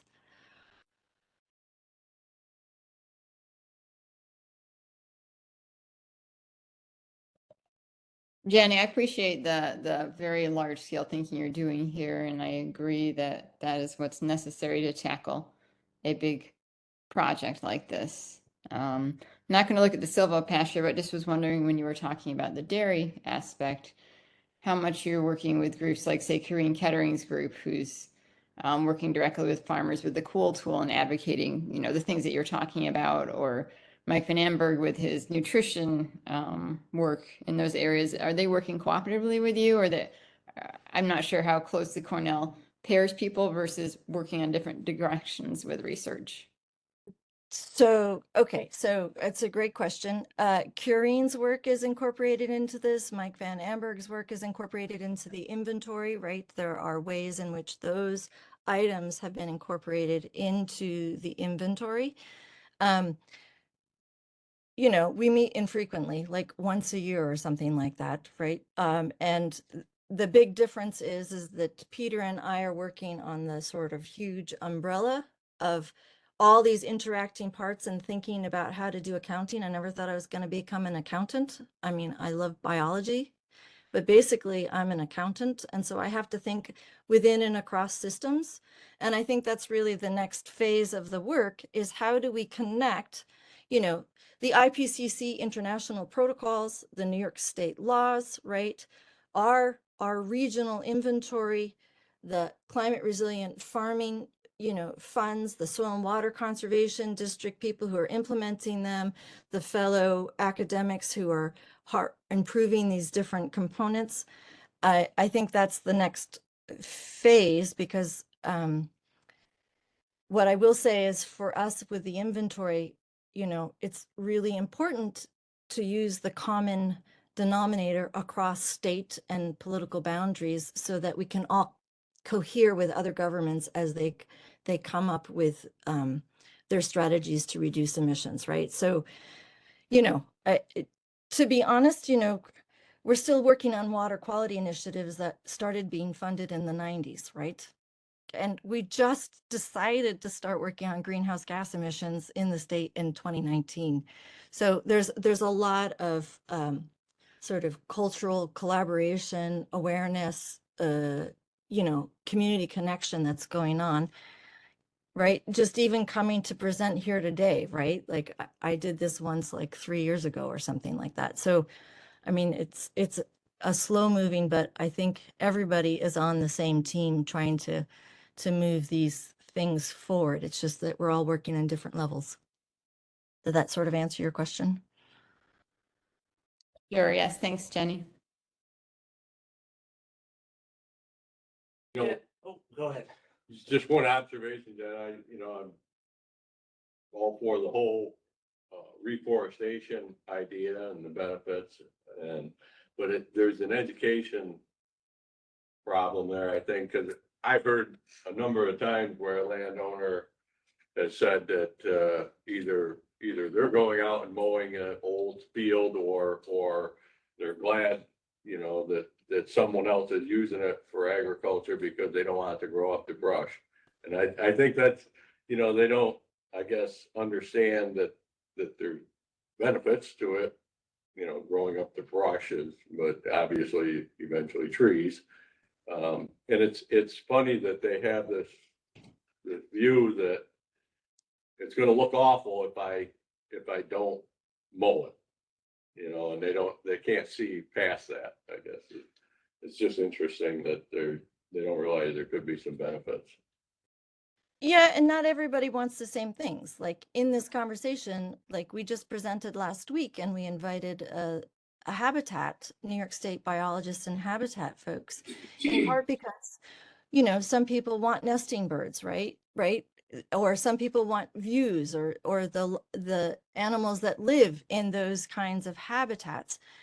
But the luxury we have in the state, and I really do think it is the unsung luxury in the state, is that we have 2 to 4 million acres of former agricultural land that could be all kinds of things. It could be trees, it could be nesting birds, right? It could be continued agriculture or silvopasture. It could be solar arrays. It could be reforestation. I feel like I was redundant there, but you get the point.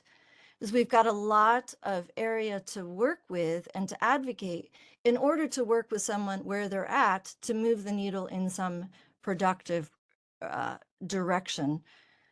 So I do think there's an opportunity, but I don't know really anybody in, for example, cooperative extension whose job is to reach out to those 2 to 4 million acre landowners and work with them to think about what they would like to do with that land area, right? So it's something that's sort of fallen out of a typical management because it's literally not being managed, right? So nobody's even thinking about how to engage those folks. And I think there's a real opportunity here. And yeah, you got my point. Yeah, and that's kind of what I'm thinking is there's education needed, but who's going to do it, I guess, is the question. Yeah. But it's a real resource. I mean, it is a real resource. Hey, Jenny, this is Brian Steinmiller. Switching gears a little bit, the crop management or nitrous oxide emissions piece, so there's low mitigation potential, is maybe another way of saying that we're actually doing pretty good, you know, from a nitrogen standpoint in New York.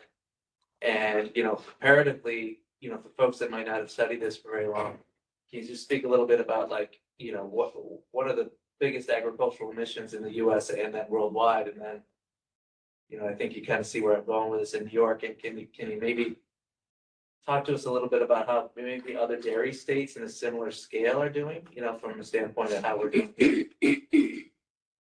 That is a great question, and my response is going to be 5 years old, right? I haven't looked at comparing what I've seen in New York State with other states at this contemporary moment of where Peter and I are at.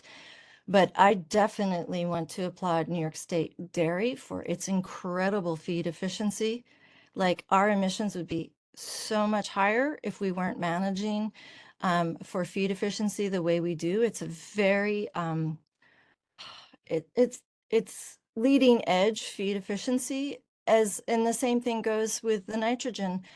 And I think that has a lot to do with our water quality initiatives. So, you know, if you're not a dairy state, most of the emissions are from nitrous oxide. But because we are a dairy state, most of our emissions are from methane. So, I don't know if that's answering your question adequately, Brian, but I do think, you know, that is a really important thing to point out. Just because something is small, it doesn't mean that it's bad.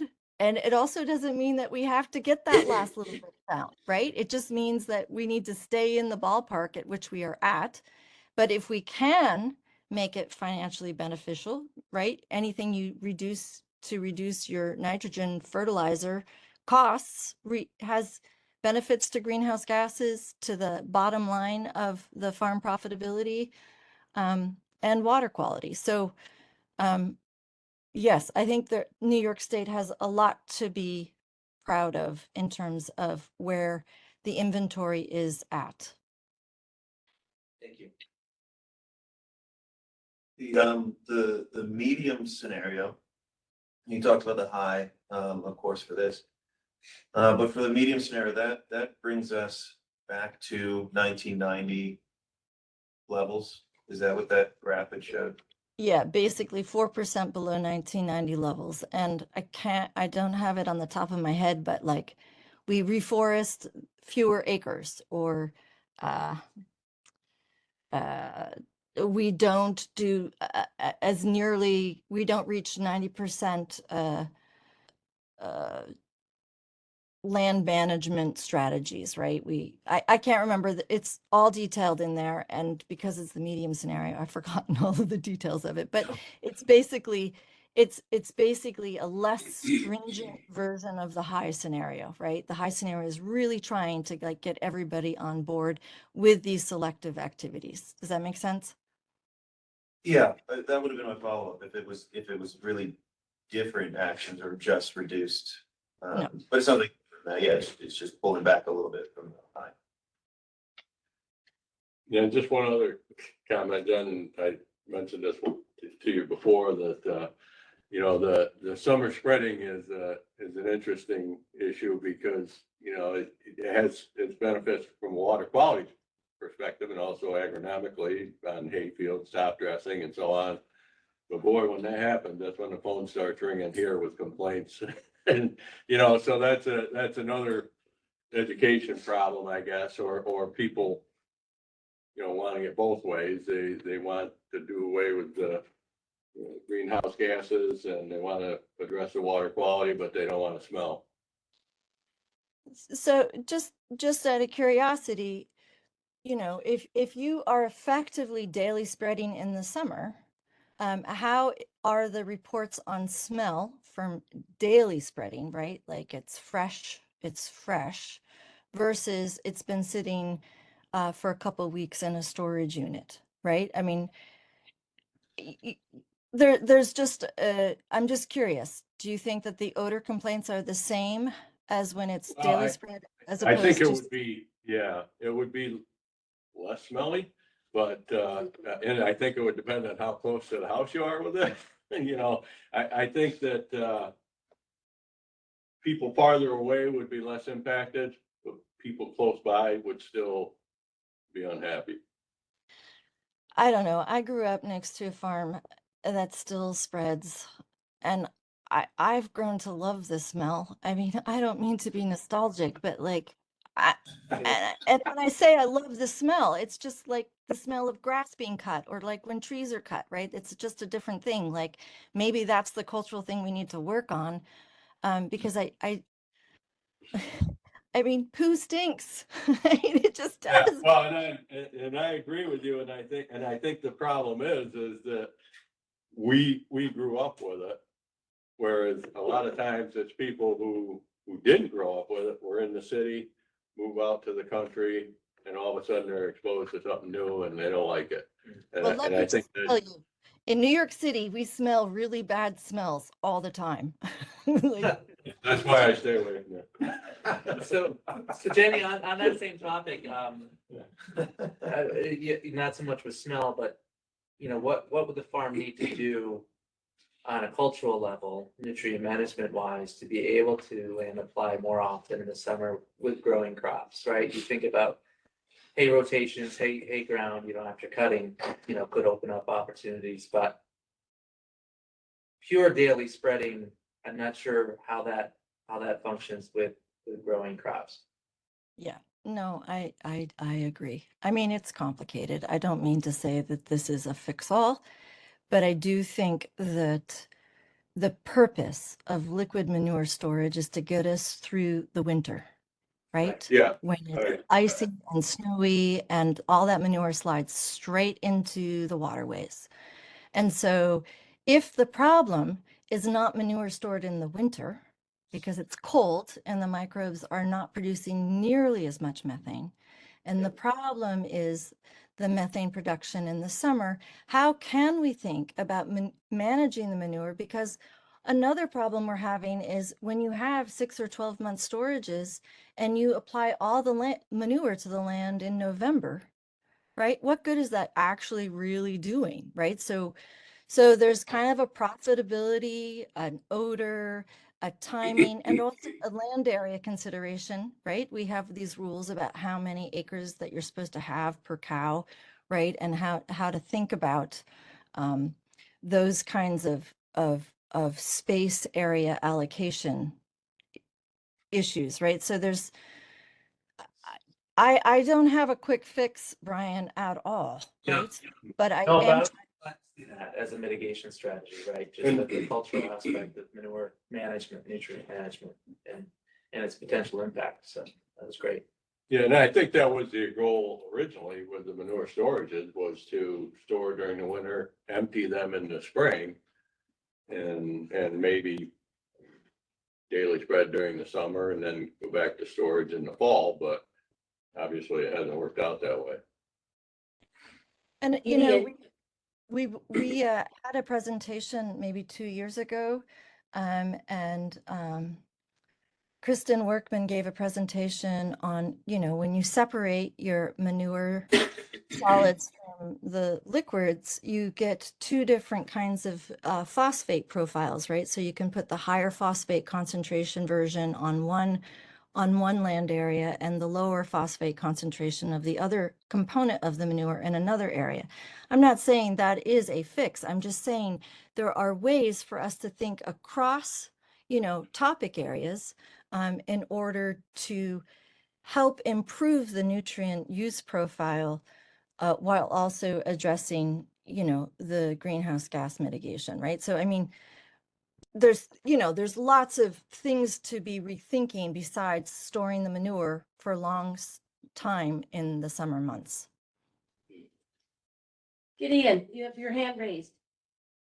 Yeah, thank you. I was going to bring this up during my report later on, but the timing is somewhat impeccable. So I threw it in the chat, but Kirsten Workman and others have been working on a demonstration project, and we're excited to kind of have another roadshow, manure roadshow, if you will, this summer, solely focused on injecting manure into growing sod during the summer season. Kind of kicked off last week in Delaware County, and that link in the chat will kind of show you the schedule for the rest of the summer. So I encourage everybody to check that out.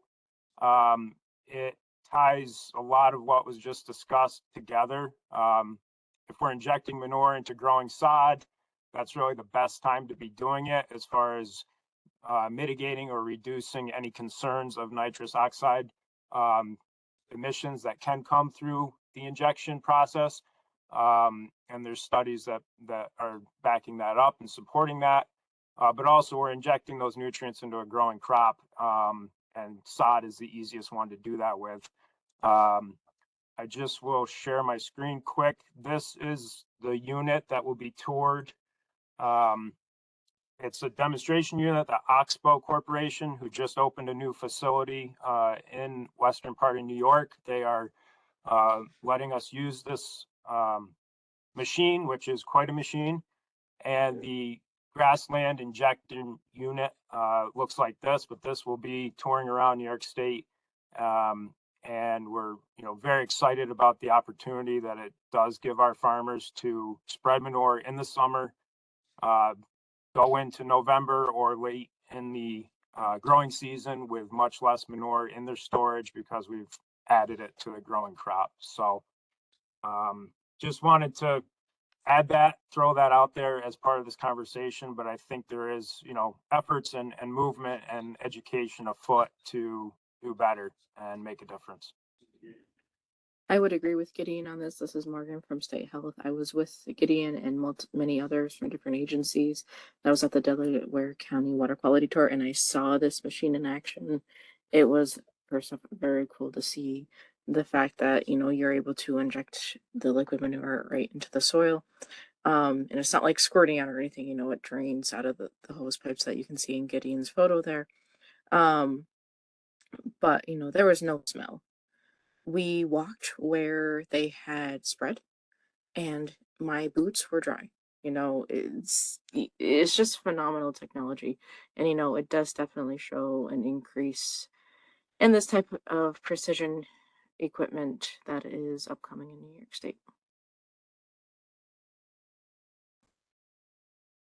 I love that, Gideon. Thank you so much. And I think, this kind of a conversation is exactly perfect, right? Like when Peter and I are working on this high level, there's 20 years or 25 years ahead of us, right? It's not like everything has to happen today, right? But we do have to look for the wise choices and the appropriate choices. And that's kind of why I showed the scaling between the reforestation on former ag land, the silvopasture, and the riparian buffer, right? Like, so often when you hear about people talking about greenhouse gas mitigation, they're like, well, if you just do this on all the acres, you'll get this massive amount of whatever. And the reality is like, we still have to be choiceful about what we're choosing in a particular location as we think across all the different ecosystems and what is appropriate or not appropriate. And we need to stop feeling like hyperbolic that we have to do it all tomorrow. But I think where the wisdom of this group will really move the needle on this is choosing choicefully what you're advocating for if you want to work on greenhouse gas mitigation, because that farm is at a state where its other issues are taken care of, or the farmer wants to, right? It's more about being choiceful as opposed to like win-win, solve everything, right? Everything has trade-offs, and unfortunately, I feel like a lot of the dialogue around agricultural greenhouse gas mitigation has been unbalanced. Let's just say that, right? It's going to solve all of our problems and sequester all the carbon from all the fossil fuels. That is not happening. And it's going to do it with soil carbon. That is just not happening, right? But these innovations on spreading manure while the crops are growing, that's where it's kind of, it just makes sense, right? It just makes sense.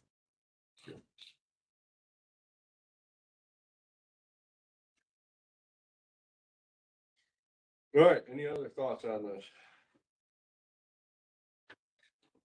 Thanks, Jen, for taking the time.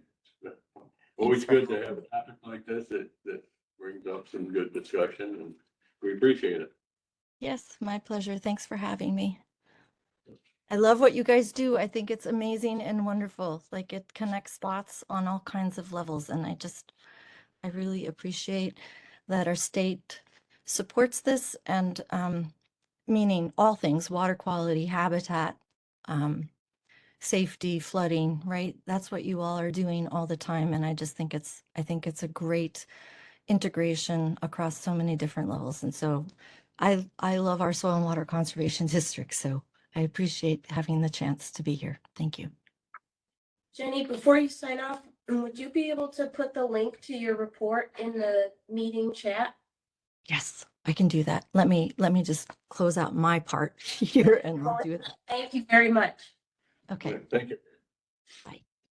Okay, we will move on now to the staff, district, and public comments. Okay, so we can start here in Albany, I guess, and already delivered my brief report on our engineering work group. But I also wanted to mention that I will be volunteering as well at the State Envirothon next week on Wednesday and Thursday. Scott Fickbaum, who was unable to join us today, participates on the Envirothon committee and wanted me to mention that they were able to invite Christopher White, excuse me, who's the vice chancellor for workforce development and upward mobility at SUNY to attend the event as their keynote speaker for Wednesday night. I think he will also be, or they also invited him to be an evening judge, so he might be able to participate with him. I think that's a really, he'll be a really interesting keynote speaker to talk about everything SUNY is doing to build the workforce out there. So he asked that I mentioned that as well. And my last note, I wanted to provide the committee an update on where things are at for our July meeting. So we were trying to plan an in the field meeting coupled with a conservation tour for July. We were targeting Oneonta as kind of the meeting base, and then having a tour with Delaware County Soil and Water. Unfortunately, the summer months in Oneonta seem to be very, very busy, and there's lots of, I think, baseball and other things happening in that area, so hotels are not available. So Scott also reached out to Delaware, and I think they're all willing to host us in September. So if the voting members are on board with that, I think I'd like to shift to doing our kind of 2-day meeting in September, and then have more of a regular meeting in July. Yeah, that sounds fine with me. Does anybody else have a problem with that, or is everybody good with that, or? Sounds like a good way to solve it, Bethany. Yeah, it was either that or try to find another location, but I think that's going to be a really nice area to tour.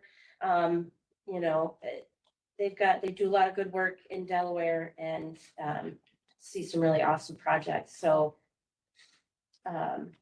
tentatively, maybe September 15th to the 16th. That's the third Tuesday of that month, and then Wednesday. So we'll tentatively plan on that, and then, you know, if we need to adjust different dates, we'll keep everybody updated. Yeah. That is it for me. Tim, any other reports? Just want to say I'm going to Envirothon also to be a day judge on Wednesday. Hope to see many of you there. Jason? Nothing new. Thank you. Melissa, anything? I'm good, thank you, sorry. Nothing to add for me other than, like Tim, I'll be at Envirothon as a day judge on Wednesday. Fantastic. Ben?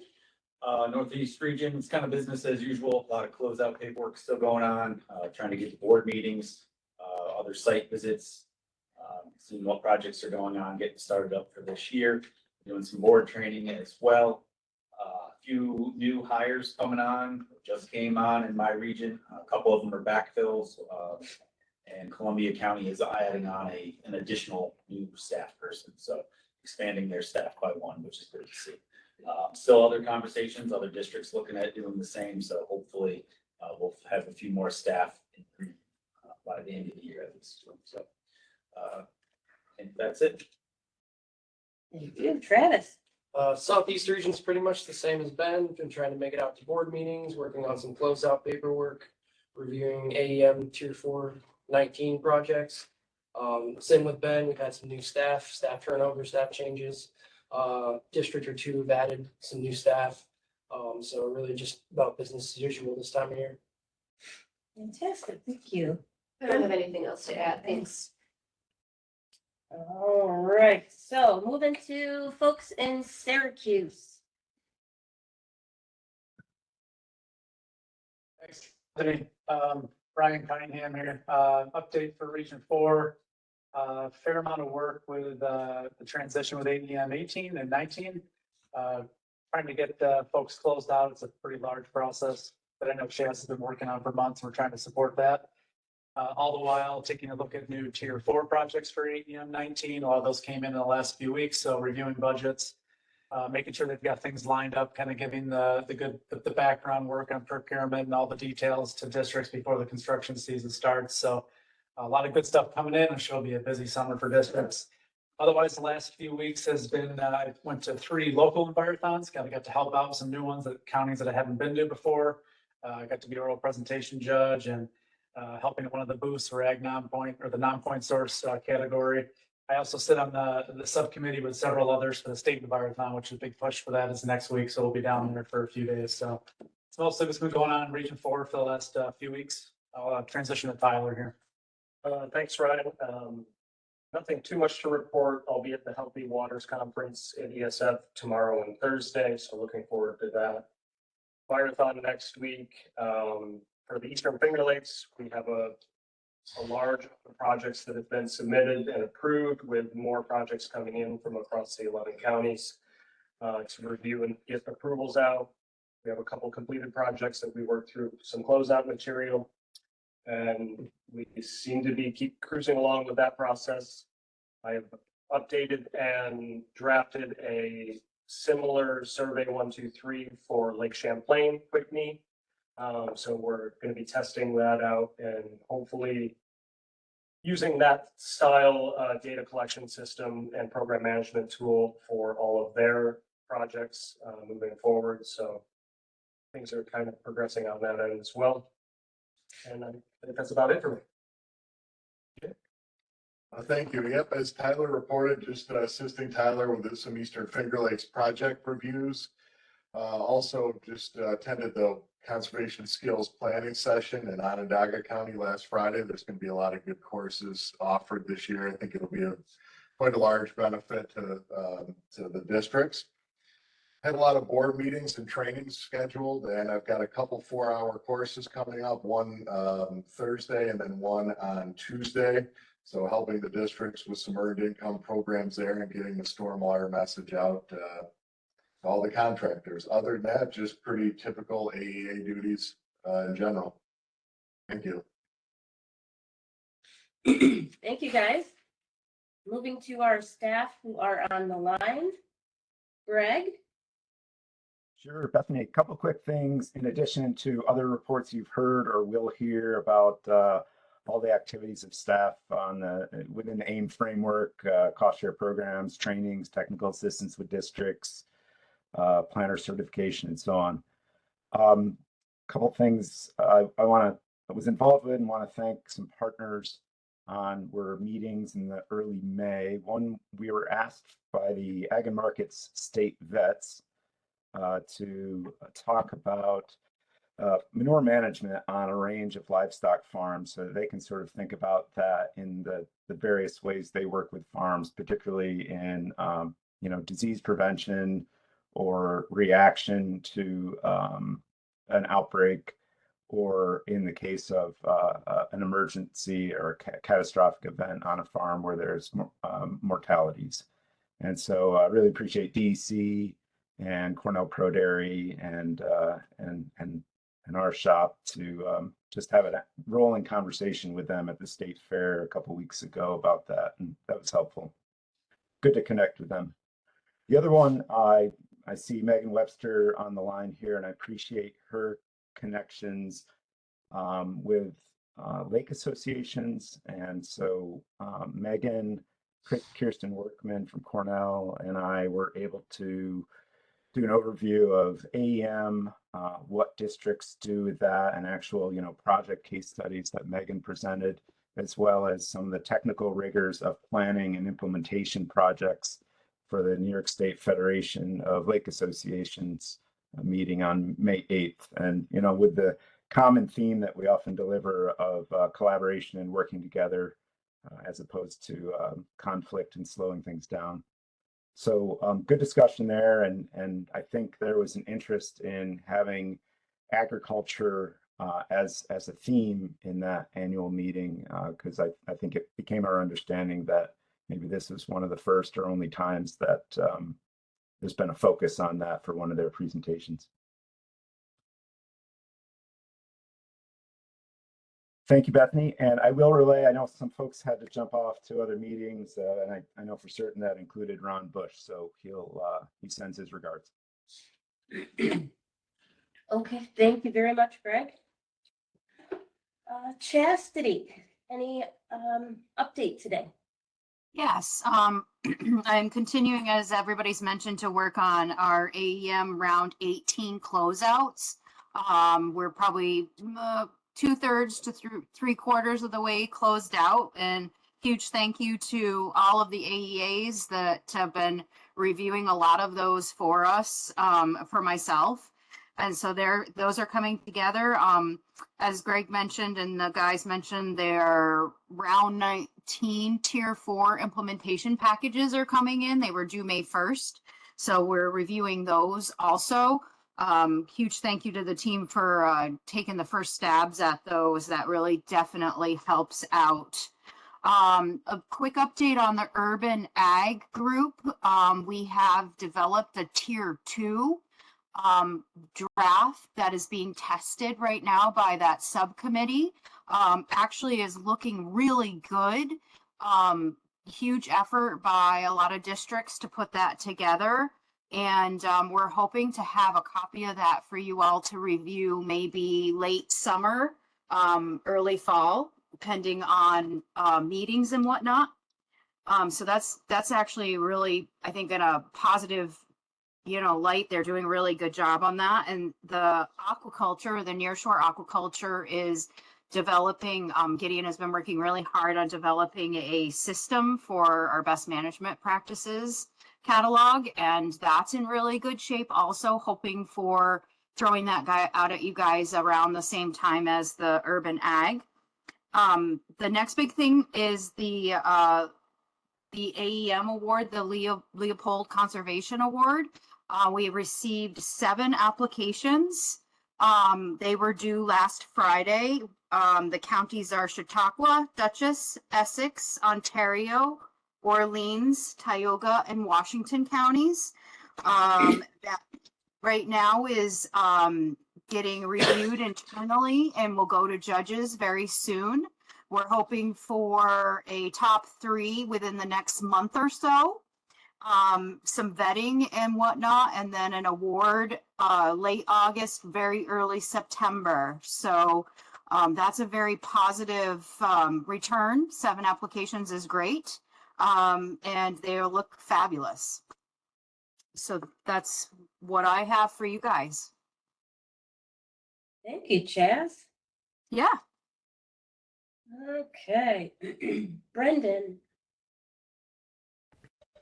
Hi, good afternoon, everyone. So if with Ron not here, real quick, I'll hit some of the highlights for the planning department. It's business as usual with plan review. We've got plans coming in, going out. Currently, we have a planner getting ready to have their 3rd plan submitted, do a farm visit with him, and then he will be prepared for certification. So a new planner there. QAQC continues. We have 2 new farms ready to go through that process. We received the hard copy of that plan last week, and we'll get started on that. It also requires a farm visit, which we'll be setting up for next week. We are also looking forward to conservation skills workshop. Recently, we were a part of the planning meeting, and our offering this year is a big one. We haven't done it in a while, but we are going to attempt a 4-day, pretty much soup to nuts, tier 3 course, which if we can find the right farm, a farm that traditionally has a farmstead component, a field component, and a pasture component. May have had some contact with the district, but isn't fully implemented. So there's some stuff to see there.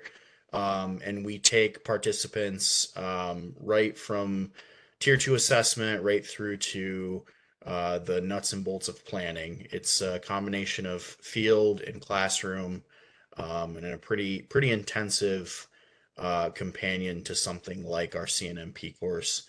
So that'll be good. We're excited about that, and that's developing. We have kind of a roadmap built in from past times doing it, but we're going to throw some new tricks at it and see how that pans out.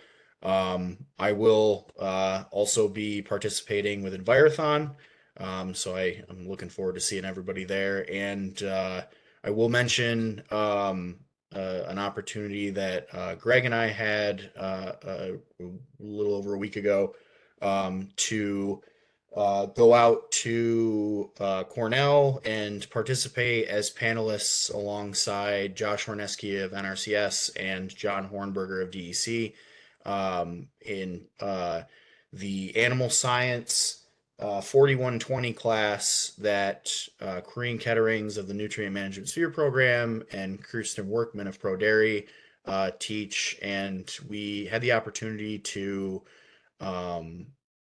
sit on a panel with students and have an in-depth discussion about the CAFO permit and how that looks now in New York, how they might see it in the future, and some of the challenges, pros, cons, some options as far as cost sharing and regulation, and kind of go through the ins and outs of that with these upcoming professionals in the field.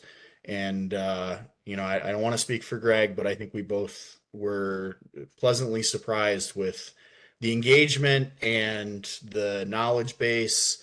There's and there was certainly more for us to add. There's so much that goes into everything that revolves around that process. So it was really cool to be able to talk to students about that. A couple of them from out of state that don't have as much experience with permitting of that style. So pretty cool there.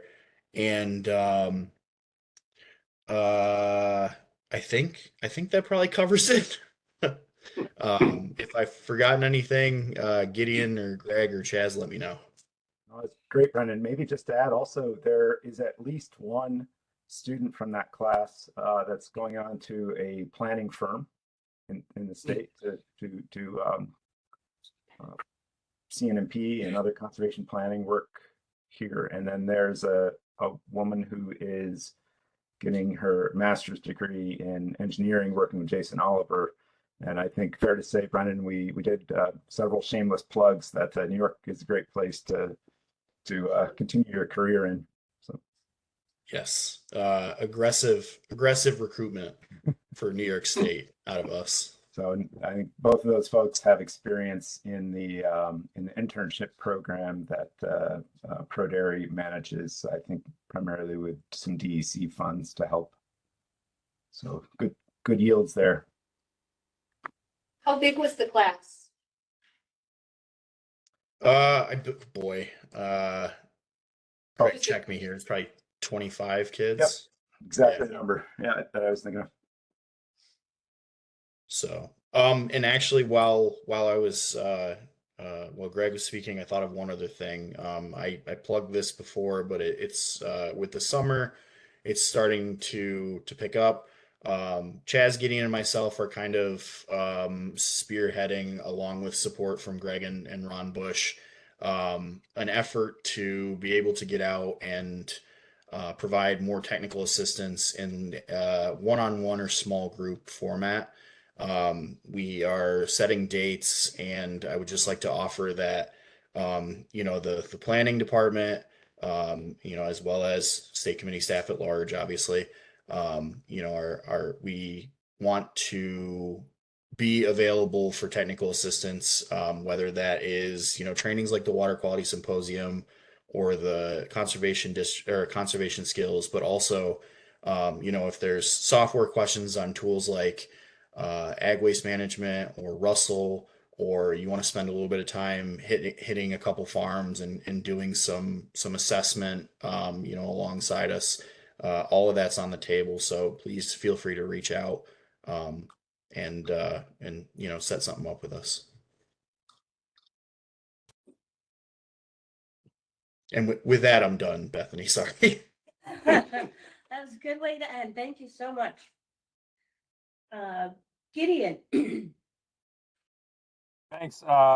Brendan really did a nice comprehensive job of covering what we have going on and what's looking ahead. I'll just add, had the opportunity a couple weeks ago to participate in a civil pasture trees for grazing workshop that was organized out in Chemung County with the Upper Susquehanna Coalition, several districts there, kind of infield, learning how to lay out when you're adding trees to existing pasture.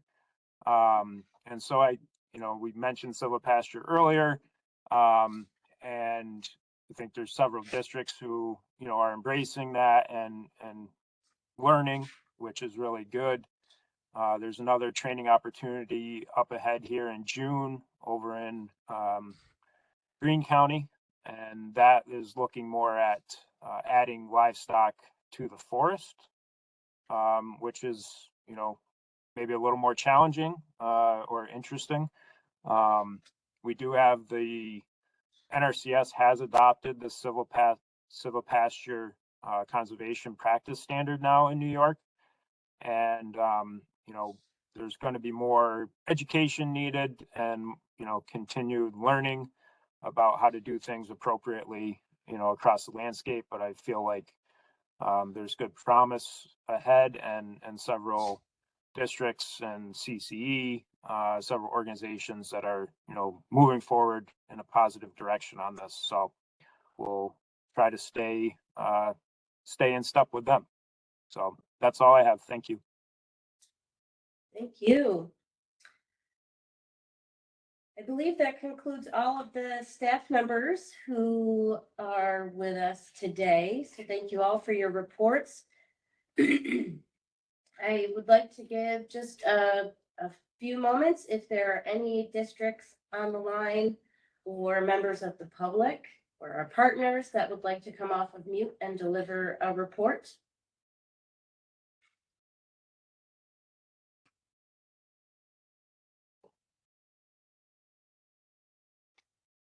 Okay. Hearing none, I think we can move on. All right, I guess the next topic is the next meeting, which would be June 16th. That work for all the voting members?